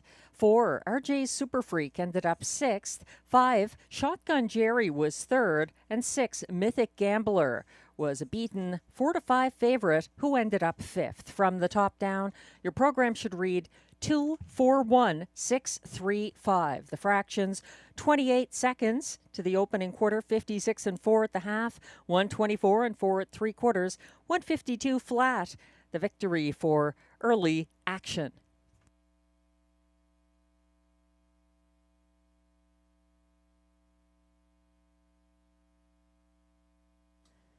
Race 8 is coming up next. There's exactor, triactor, superfecta, and late pick 3 wagering. For those who didn't have early action in race 7, like myself, there's a driver change here in race 8. On number 2, Smiling Billy the Kid changed the driver from Pascal Berube to William Waugh.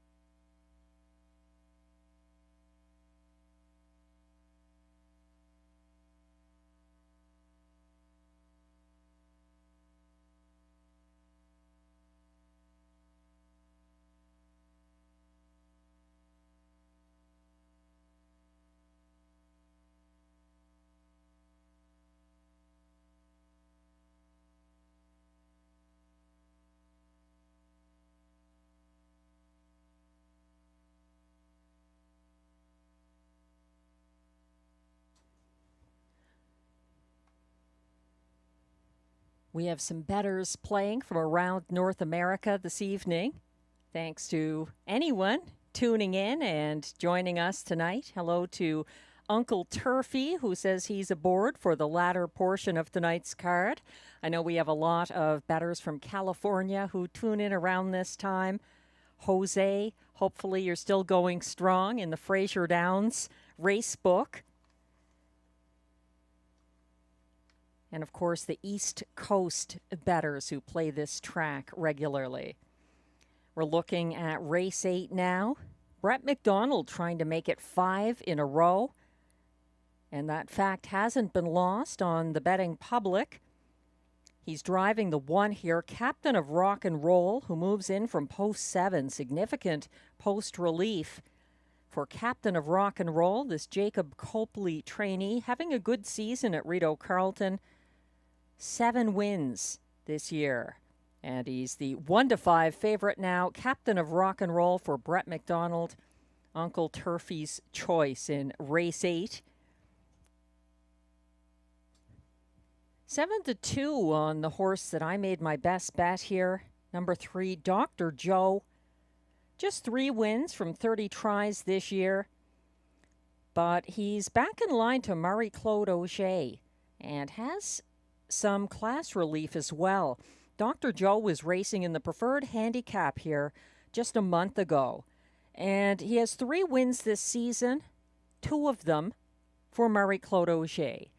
We don't have Guy Gagnon or Robert Shepard driving here tonight after their long days at Hippodrome 3R. Marie-Claude Auger is the number 3 driver at Rideau Carleton. Tonight, that makes her our number 1 driver who competes here on a regular basis, and this horse gets along well with her, so beware the 3. 3-1 odds on Dr. Joe.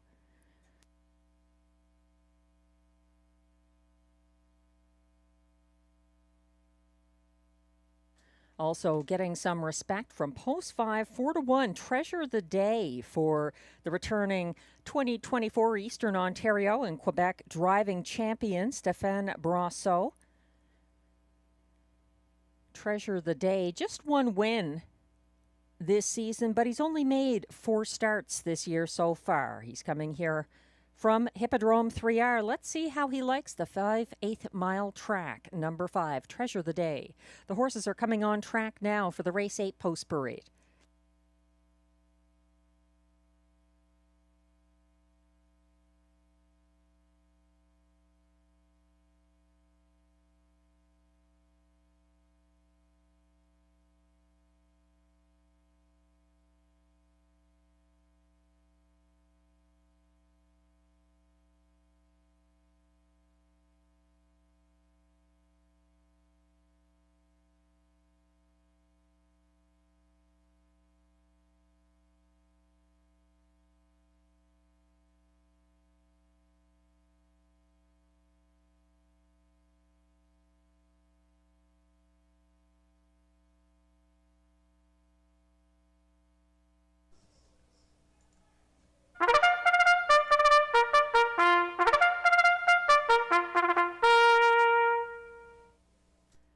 The race 8 Pacers are non-winners of $3,500 in their last 5 starts, or $900 per start in their last 10. Also eligible non-winners of $30,000 lifetime, and also eligible $15,000 claimers. They compete for a purse of $7,000.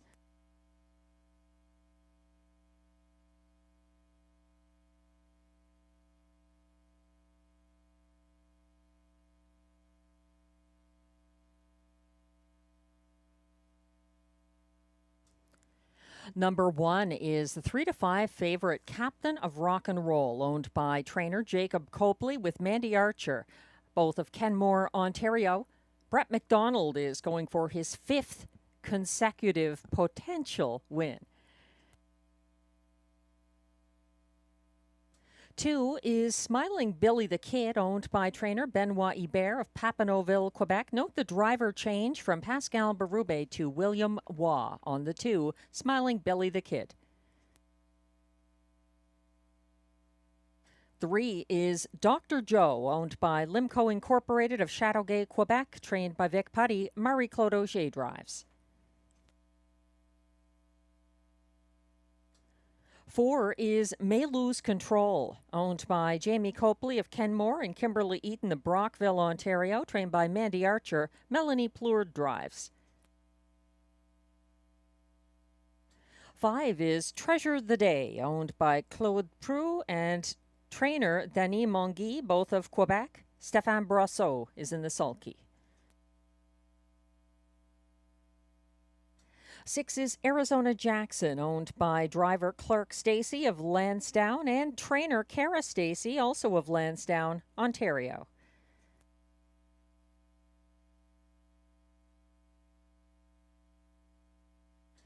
And completing this field from post 7, Time to Dancing, owned by a numbered Quebec Corporation of Gloucester, Ontario, trained and driven by Stéphane Pouliot. That's your field of 7 pacers for upcoming race 8 with exact or triact or superfecta and late pick 3 wagering. And we're looking at that strong favorite 1-2 odds on Captain of Rock and Roll, who gets major post relief. He was stung late by Major Fernco after setting the pace for Guy Gagnon in his previous start from the Rideau Rail. That was August 10th. So the takeaway there is this horse has been beaten in line to Guy Gagnon at this track when starting from the rail. For me, that makes him a potentially vulnerable favorite. That's why I'm using the 3 here. Dr. Joe with 3 seasonal victories, 2 of them at this track for Marie-Claude Auger, including his 152-2 seasonal best at a similar classification here, July 6th.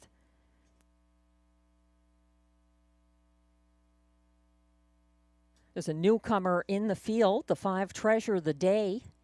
Trailed to 3/4 last Sunday at Hippodrome 3R and closed wide for trainer-driver Denis Monguy.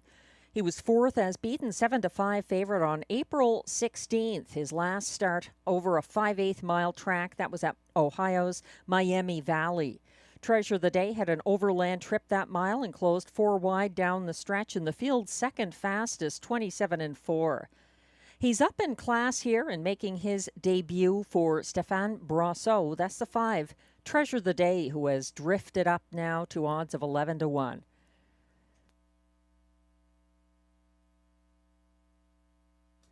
There's a handicapping angle that says look for the higher-priced stablemate of the favorite and use that horse in the ticket. That's the 4, May Lose Control, making his debut for Melanie Plourde.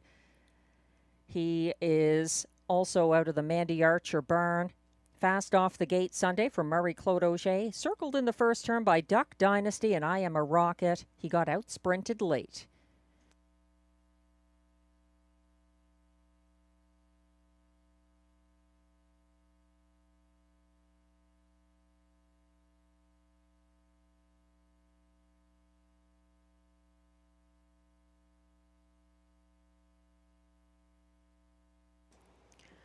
The starter has called the race 8 pacers. Last chance tonight to play the pick 3 at Rideau Carleton.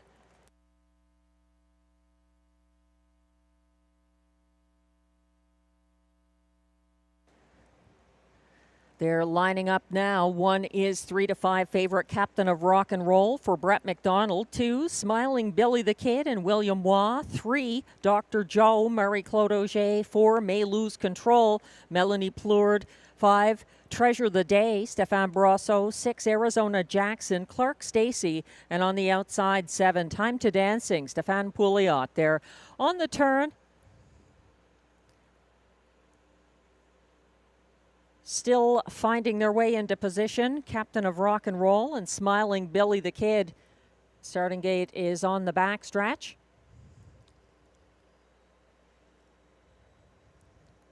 They're all in line. Time to Dancing taken to the back of the field as the rest are off and pacing. Smiling Billy the Kid with some surprising gate speed there, going head to head against Captain of Rock and Roll, the favorite.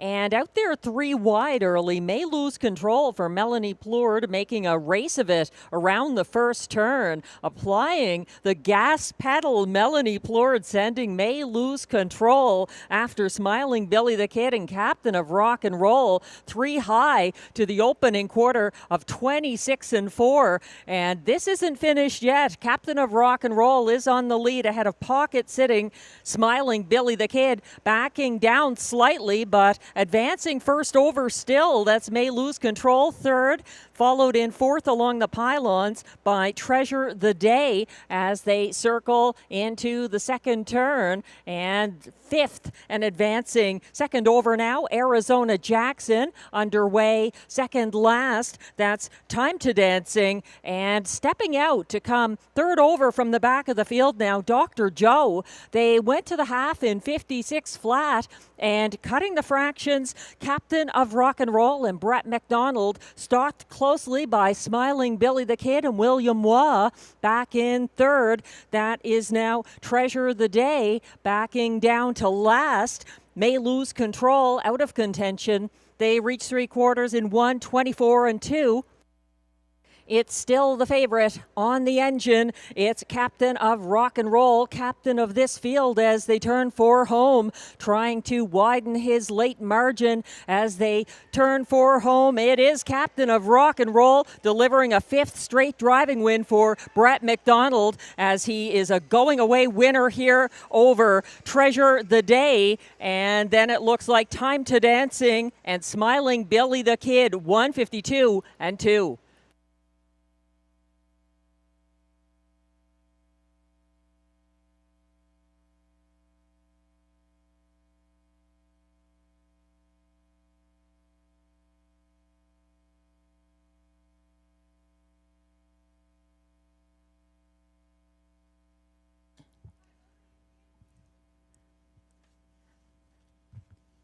Captain of Rock and Roll, dominant for Brett McDonald in race 8. It was a battle only for place, and that was somewhat exciting going on behind him. Treasure the Day out sprinting Time to Dancing and Smiling Billy the Kid in this 1:52-2 victory. Dominant performance. Captain of Rock and Roll, Brett McDonald's 5th consecutive driving win of the kart.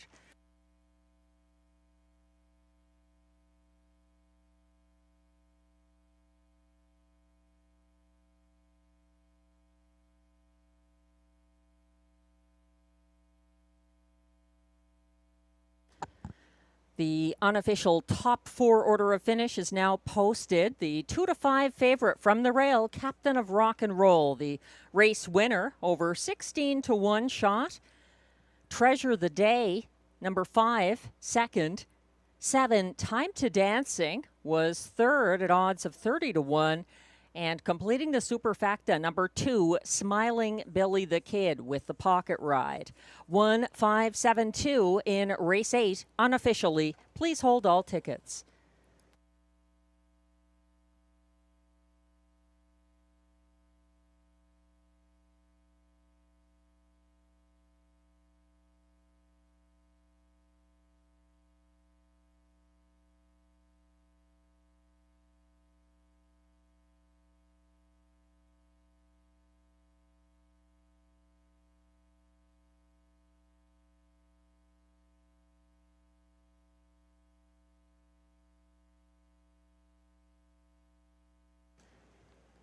Now coming back to the Rideau Carleton winner's circle, Brett McDonald after his 5th straight driving win, and number 1, Captain of Rock and Roll, the unofficial 2-5 winning favorite for trainer, co-owner Jacob Copley of Kenmore, Ontario. He shares ownership with Mandy Archer.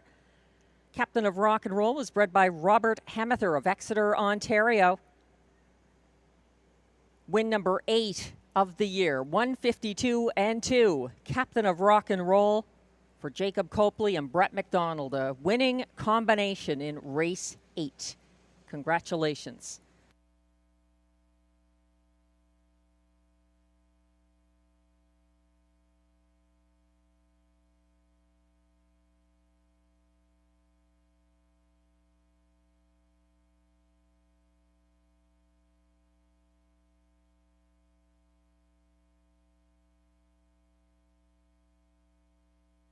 Race 8 is now official. Prices are posted for race 8. Number 1, Captain of Rock and Roll, returns $2.80 as a winning favorite. The $2 1.5 exactor pays $24.10. It's $167.85 for the 157 $1 triactor. And look at the $1 superfecta, 1572, $517.20.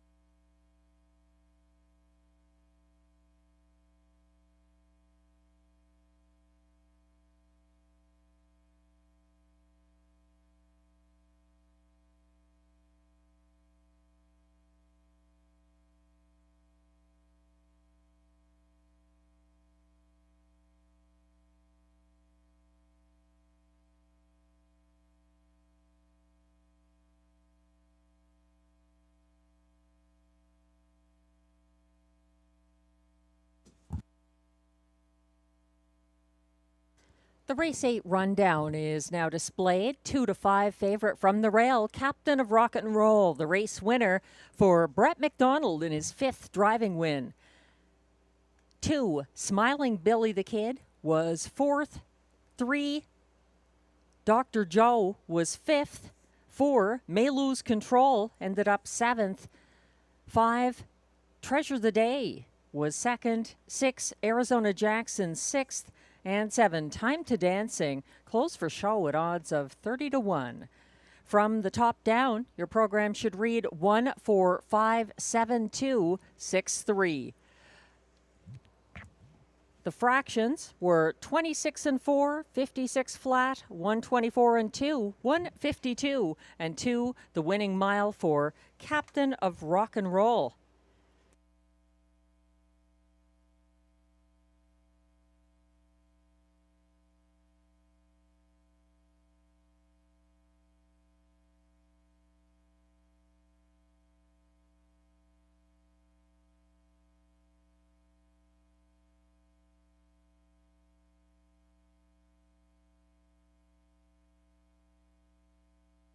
Race 9 is coming up with exactor, triactor, superfecta, and late daily double wagering. The natural question is, who is Brett McDonald driving? And taking a look, he is on board the 4, well worth the wait, who was 0 for 18 this season. Coming in after a place finish for Guy Gagnon last Sunday behind Time to Dancing, who I would expect to be on the brink of a win once again after that show finish from post 7 in race 8.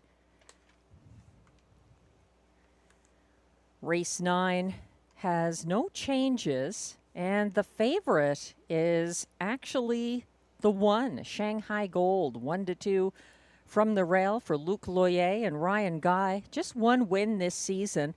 He's got some post relief, and he has shown some good recent form. He was gaining ground late for Ryan Guy last Sunday, and he does dodge Time to Dancing here. Shanghai Gold.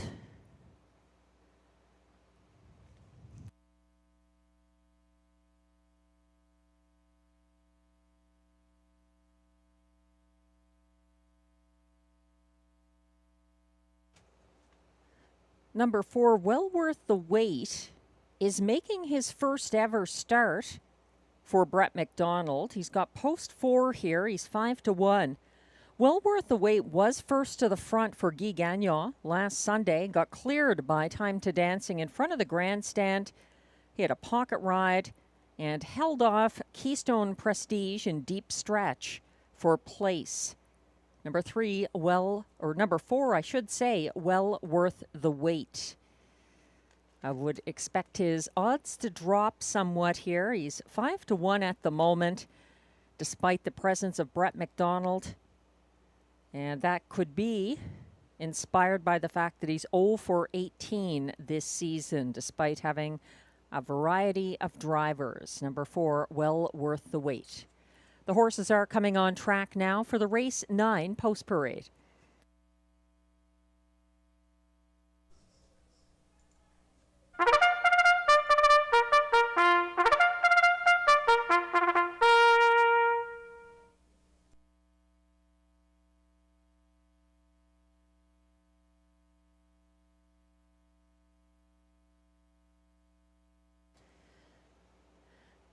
Race 9 post parade is on track. These pacers are non-winners of $705 per start in their last 10 or in 2025, also eligible. Non-winners of $18,000 lifetime. They race for a purse of $6,800.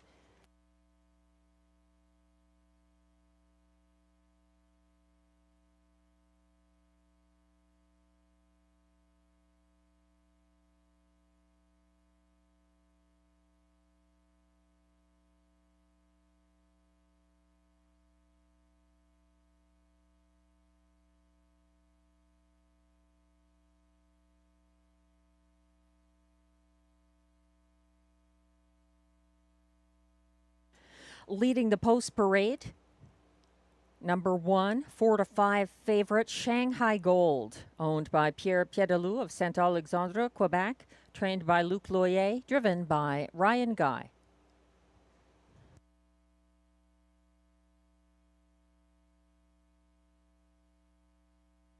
Two is You Wait, I'll Go First, owned by Pierre Piedalou of Saint-Alexandre, Quebec, trained by Luc Loyer. William Waugh drives. 3 is No Sport Pun Intended, owned by Lee Cullen of Ottawa and Lloyd Howley of Cars, Ontario, trained by Mike Armstrong. Clark Stacey is in the sulky.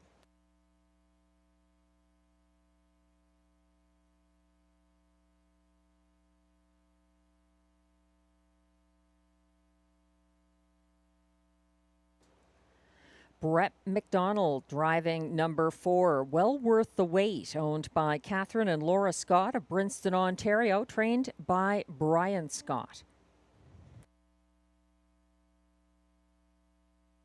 5 is Keystone Prestige, owned by Limco Incorporated, Châteauguay, Quebec, trained by Patrice Dumas and driven by Marie-Claude Auger. And completing this field from post 6, Springbridge Gym, co-owned, trained, and driven by Andrew Moore of Osgood, Ontario, who shares ownership with Tommy Godfrey of Charlottetown, Prince Edward Island. That's your field of 6 pacers for upcoming Race 9 with exactor, triactor, superfecta, and late daily double wagering. No changes in Race 9. For those playing the late double, note that in Race 10, number 7, Mockart in Motion, is a transportation scratch.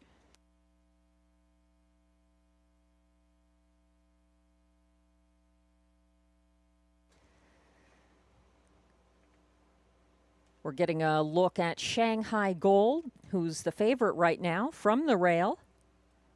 Understandably getting some attention here. He's one of my top 2 picks. I almost made him my top pick. Shanghai Gold is back in line to Ryan Guy and gets class relief. He was gapping single file 4th early and got covered up and shuffled to last as Keystone Prestige began his pursuit of the pace-setting 1-2 favorite Time to Dancing on the second turn last race. Shanghai Gold was 3rd over from last at 3/4 and 3 wide for the stretch drive, coming home in the field's co-fastest closing quarter of 29-1. He literally ran out of racetrack, and he's getting 4 to 5 respect. Shanghai Gold.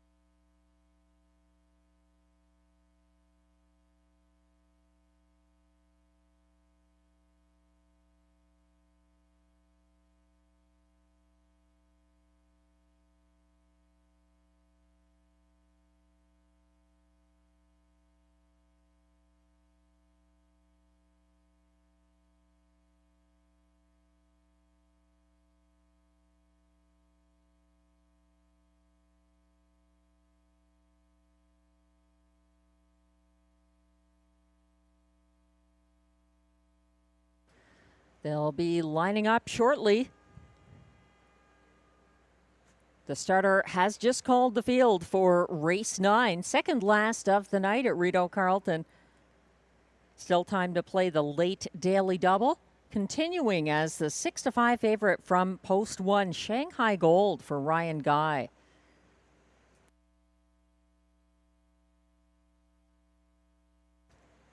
They're lining up now. 1 is Shanghai Gold, Ryan Guy driving. 2 is You Wait, I'll Go First for William Waugh. 3, no sport pun intended, Clark Stacey. 4, Well Worth the Wait, Brett McDonald. 5, Keystone Prestige, Marie-Claude Auger. And on the outside 6, Springbridge Jim, Andrew Moore. They're on the turn.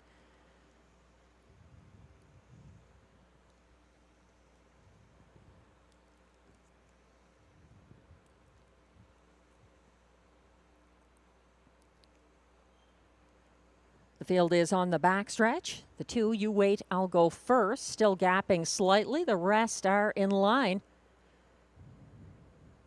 They're off and pacing, dropping back slightly at the start. Shanghai Gold on the inside and advancing quickly.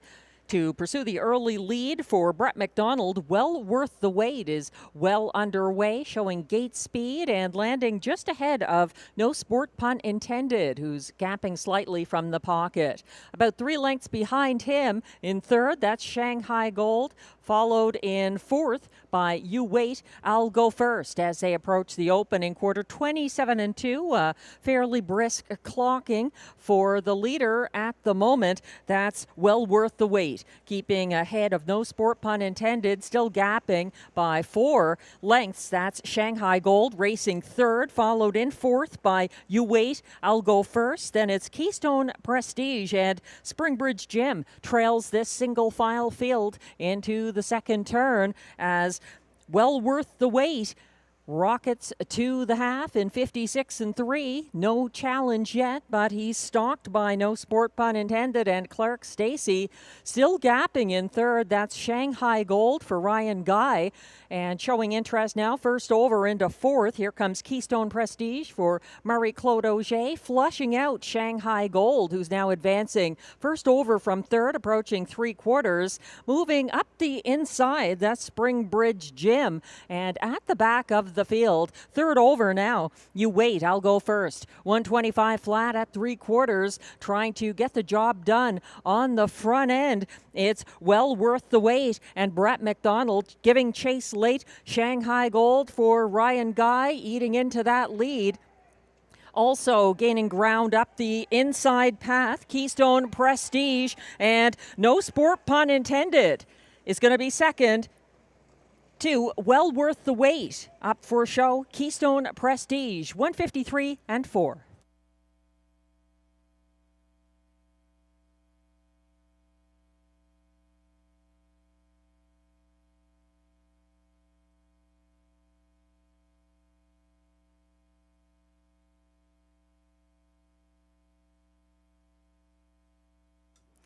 Putting on an absolute clinic tonight.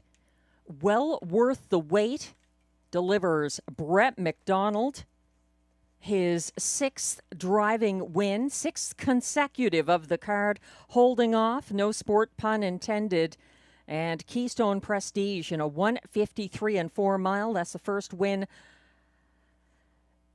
for Well Worth the Wait and Brett McDonald.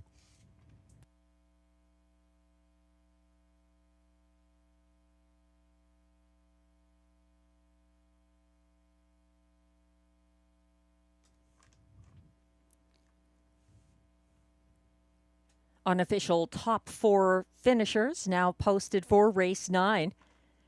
Number 4, Well Worth the Wait, a 5-2 winner for Brett McDonald over the 6-5 favorite.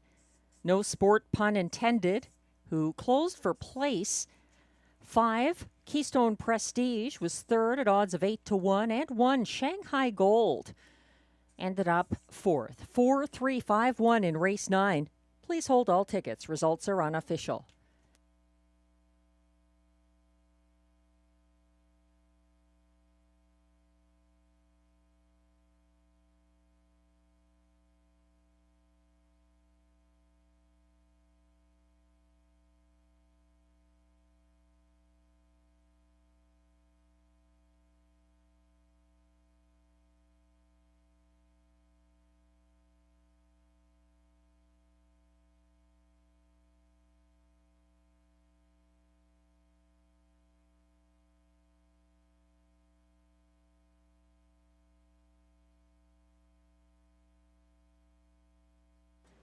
Now coming back to the Rideau Carleton Winners Circle, unofficial race 9 winner, number 4, Well Worth the Wait, and what a wait indeed. He was 0 for 18. He's got his first win of the season in his 19th 2025 start.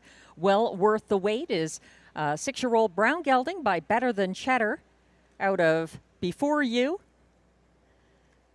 owned by Catherine and Lawrence Scott of Brinson, Ontario. Well Worth the Wait was bred by Amy Griffin of Brinson, Ontario, trained by Brian Scott. And he gets that win, that elusive win for Brett McDonald, who's putting on a clinic tonight. Brett McDonald winning race 9 with Well Worth the Wait, winning race 8 with Captain of Rock and Roll, winning the race 7 feature with Early Action, race 6 with Logan Behold, race 5 with All-Star Playboy, and going back to race 4, a maiden victory for Better Be Home Soon.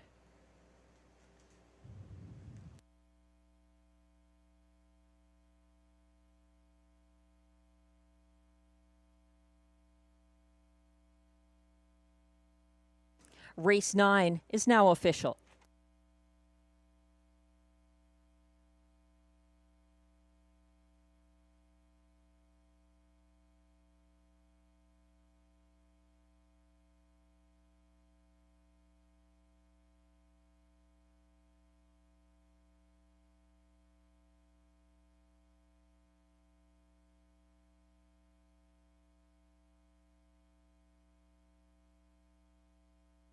Well Worth the Wait actually took a new lifetime mark in race 9. That was a new lifetime mark for Well Worth the Wait of 153 and 4. Congratulations. Prices are posted for race 9. Number 4, Well Worth the Wait, returning $7.10 to win. The $2 4-3 exactor paying $16.60. The $1 triactor $4.35, returning $24 even, and the $1 superfecta $4.351, paying $54.55.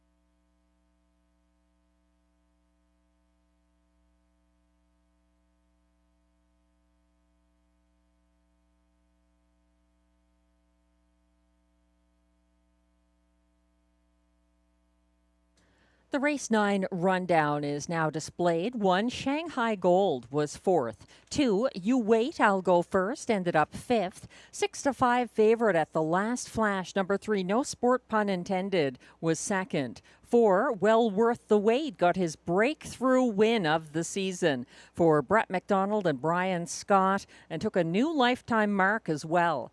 5, Keystone Prestige closed for show, and 6, Springbridge Gym finished 6th. From the top down, your program should read 4, 5, 2, 1, 3, 6. The fractions 27 and 2, 56 and 3, 125 flat, 153 and 4. The new career best for Well Worth the Wait, and the 6th consecutive driving win for Brett McDonald. Can he get a 7th win tonight? One more race to find out. Race 10 is coming up next with exactor, triactor, And super high 5 wagering, a field scratch down to 7. Number 7, Mockart in Motion, is a judge's scratch transportation. Brett McDonald is driving number 6, Big Pete Style, for trainer Mike Armstrong. The 13-year-old back class pacer is 1 for 17 this year. 5-1 right now on the tote board. He didn't factor into the top selections for Glenn Pearson or myself, but hot hands for Brett McDonald this evening mean that you need to take a closer look at the 6, Big Pete Style, in upcoming race 10. Glenn going with my top choice as well, the 1, Beach Cowboy, for Stéphane Brosseau and Robert Bernicki. That one at odds of 6-5 at the moment. And the current favorite is number 5, Midnight Mood, for Ryan Guy and Jamie Johnson. Even money favorite right now. Glenn likes a 2, Always Your Way, for Clark Stacey and Jamie Johnson in the show spot. And then he's going to number 4, Shadow Dave, 22-1 odds on the Mike Healy trained and driven pacer, who had his first seasonal victory from a tougher post but at a lower classification last Sunday.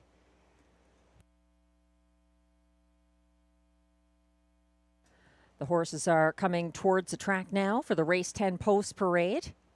Just a reminder that although we're showing Glenn's top 4 selections here, there is high 5 wagering, not superfecta, in upcoming race 10. Exactor, triactor, and high 5 wagering.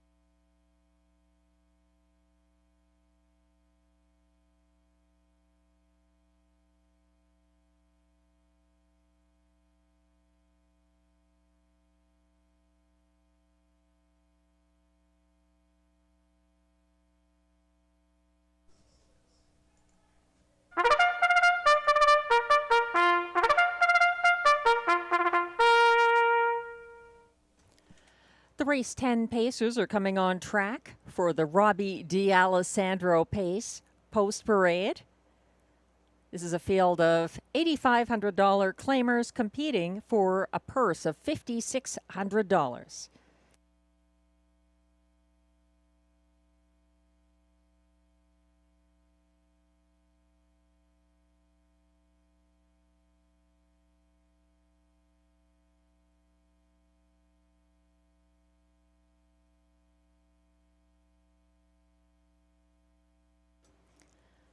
Leading the post parade, the current 6-5 co-favorite, number 1, Beach Cowboy, owned by trainer Robert Bernicki of L'Ange Gardien, Quebec. Stéphane Brosseau drives.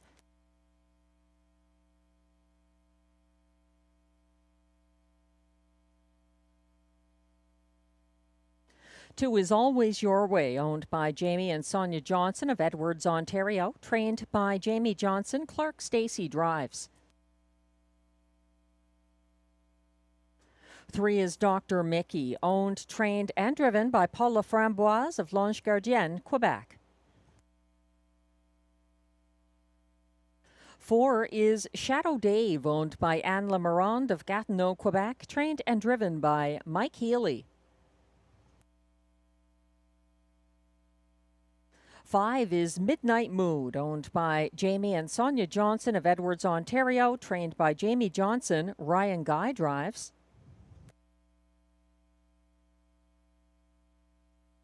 Brett McDonald is trying to get a 7th consecutive driving win from post 6 with Big Pete Style, owned by Rachel Burns of Cardinal, Ontario, trained by Mike Armstrong. Again, Brett McDonald in the bike.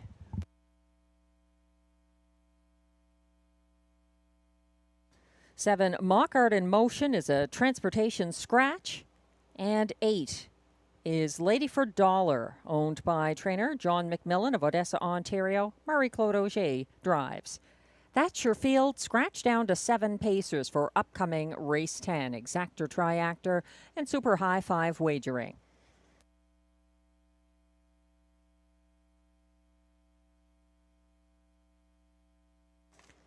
We're getting a look at Beach Cowboy, the favorite here, the top choice for Glenn and myself. Beach Cowboy is dropping from the 10,500 claiming level to the 8,500 claiming level. Stéphane Brosseau is picking up the catch drive on a pacer who raced second over behind the parked out Carson Star Choice along the backstretch last Sunday. Beach Cowboy was 3 wide around retreating cover on the final turn. Rough gated momentarily as he challenged the 1-5 favorite Wall Street Belle. He lost momentum at the top of the stretch. Beach Cowboy has a helpful post position and no Wall Street Belle here on the class drop. 5 Midnight Mood is 8-5 now. He and Ryan Guy sat the pocket behind the pace-setting Make It Come True last Sunday. Midnight Mood launched a first over bid at the top of the stretch after the going away 1-5 favorite All-Star Playboy had opened up an insurmountable lead. That's the 5 Midnight Mood. Glenn and I with identical 1-5 exactors. In the show spot, Glenn is going to the 2 Always Your Way, who gets helpful post relief for the returning Clark Stacey. He had an overland trip Sunday and closed for 5th in the field's second fastest, 28-4 last quarter. This horse got good around this time last year. Always Your Way did not miss the board at Rideau Carleton between September 5th and October 8th, 2024. The 4 Shadow Dave was a long shot winner last Sunday. He's known for his late speed for trainer-driver Mike Healy. He's up in class here. That's the difficulty with a 20-1 number 4 Shadow Dave. I do have him in my tickets, though, just a little further down. I have him 3rd. Completing my high 5, I'm using the 8 Lady for Dollar, whose job is a little easier with the scratch of the 7. Mock Art in Motion. Number 8 Lady for Dollar came 3rd over from the back of the field, approaching the second turn in his most recent start. He was gaining ground late for show and lost a shoe during the race. The post hurts, but the 8-1 shot is definitely a top 5 horse for race 10. 7-1 odds on number 6 Big Pete Style for Brett McDonald. Just 1 win this season. That was for Ryan Guy from the rail at Kawartha Downs on July 19th.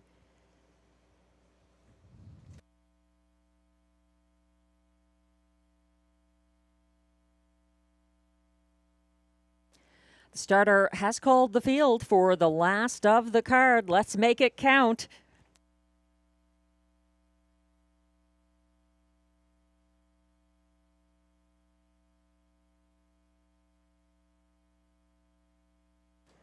The race 10 pacers are going behind the gate. 1 is Beach Cowboy, the 6-5 favorite for Stéphane Brosseau. 2 is Always Your Way for Clark Stacey.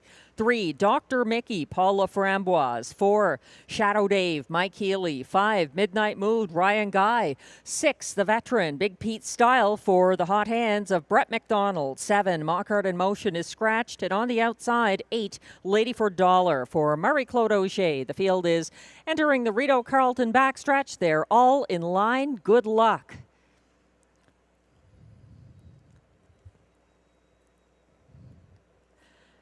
They're off and pacing. A strong start for all and an early battle emerging. Beach Cowboy and Always Your Way taking it to each other on the inside. Beach Cowboy emerging on top and not yet in the pocket. Always Your Way is first over second, coming 3 wide early with brush and getting a little steppy gated there. Midnight Mood on the first turn, backing down to fourth behind Shadow Dave en route to a 27-3 opening quarter. They're led down the stretch by Always Your Way, striding to the front ahead of Beach Cowboy, now in the pocket. Following third, Shadow Dave, gapping fourth. That's Midnight Mood. Fifth, Dr. Mickey. First over now out of sixth. Here comes Lady for Dollar, and trailing the field, Big Pete Style.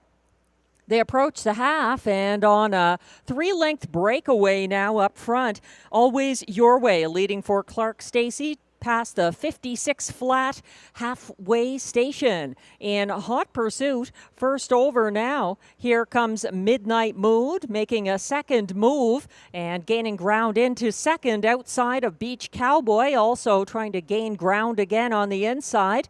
Following from second over fourth, approaching three quarters, Shadow Dave and Mike Healy moving up the inside into fifth. That's Dr. Mickey. Third over in sixth, Lady for Dollar, 124 and 4 3/4, and they're trying to hunt down Always Your Way, who continues to lead the way, looking for room up the inside path. Beach Cowboy down the center of the track. Midnight Mood rallying even wider. Lady for Dollar, it's going to be a tight one. Lady for Dollar takes it over Shadow Dave and Beach Cowboy. 154 and 4.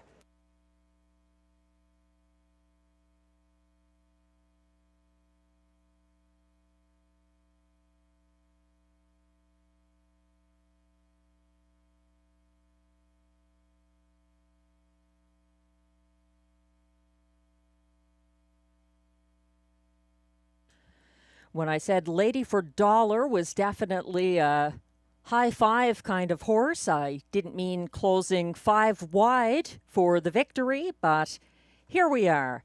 Lady for Dollar gets the win from post 8 for Marie-Claude Auger to take the nightcap. A good second, Shadow Dave on the inside. Then it was Beach Cowboy just ahead of Midnight Mood for show in this 154 and 4 mile.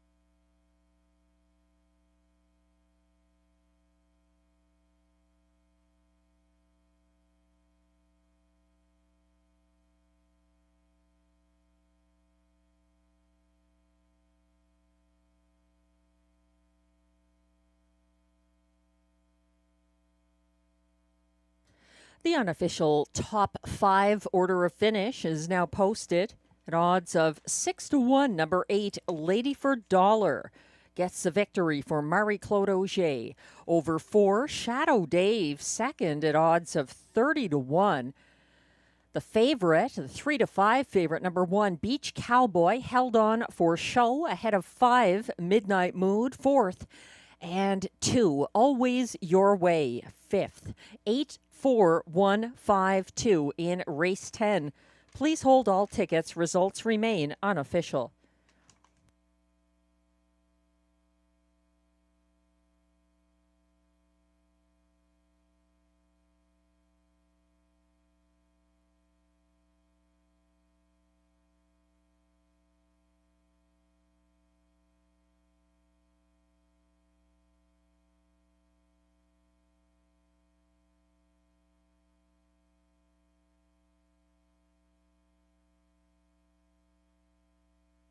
Now returning to the Rideau Carleton Winner's Circle, unofficial race 10 winner from post 8, Ladyford Dollar, a 9-year-old bay gelding, by for a few dollars more out of Ladyford Ideal. Owned and trained by John McMillan of Odessa, Ontario, bred by James Stewart of Kendal, Cumbria, England. Driven to victory by Marie-Claude Auger. What a night for John McMillan, starting off the card with a winning drive and ending it with a training win. Lady for Dollar getting his 7th win of the season, 154-4. Congratulations, Marie-Claude Auger and John McMillan teaming up with the winner, Lady for Dollar in race 10.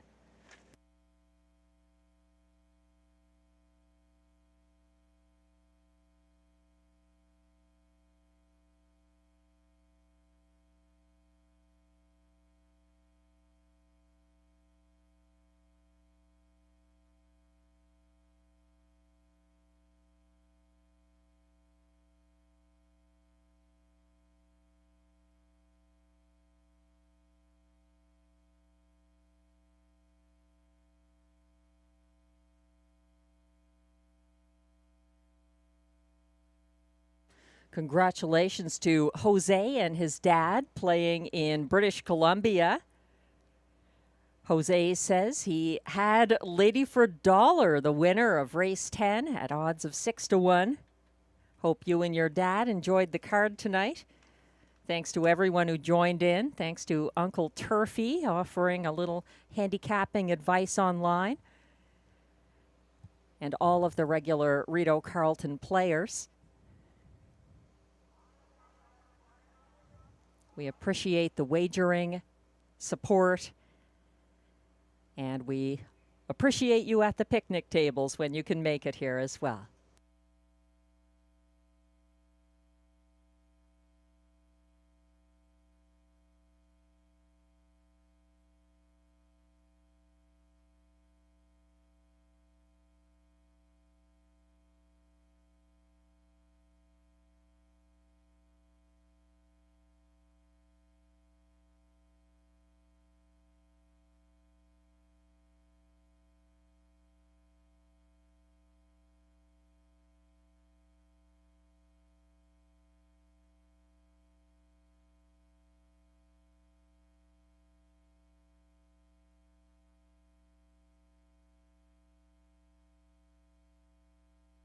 While we wait for race 10 to go official, just a reminder, we continue to race on Wednesday evenings at 6 p.m.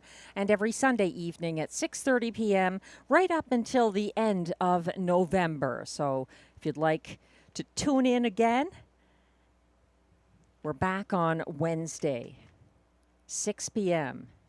and every Sunday, 6:30 p.m. right up until the end of the 2025 meet on December 14th. Race 10 has now gone official.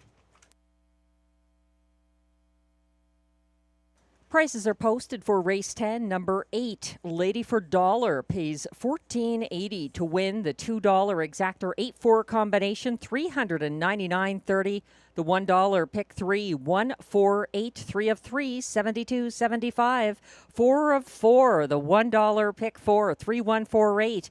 $285 for $1. The $1 pick 5, it was hit, 5 of 5, $1,406.20 for the 63148 pick 5. The 20-cent Super High 5, 84152, returns $1,041.89. A nice triactor there, 841 for $1, $590.30, and $127.80 for the 4-8 $2 late double.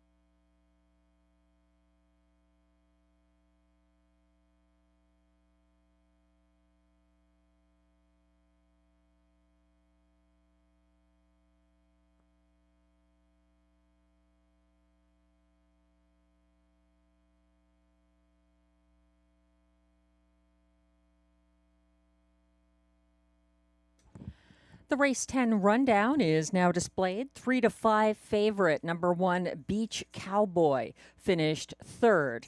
2, Always Your Way, held on for 5th. 3, Dr. Mickey was 6th. 4, Shadow Dave, closed for place at odds of 30 to 1. 5, Midnight Mood was 4th. 6, Big Pete's Style finished 7th. 7, Mock Art in Motion was a scratch due to transportation issues. And 8, Lady for Dollar, the race winner for Marie-Claude Auger and John McMillan. The fractions 27 and 3, 56 flat, 124 and 4 to 3/4, 154 and 4, the win for Lady for Dollar. And that concludes tonight's card. Thanks again to everyone who watched and wagered. We'll be back again on Wednesday.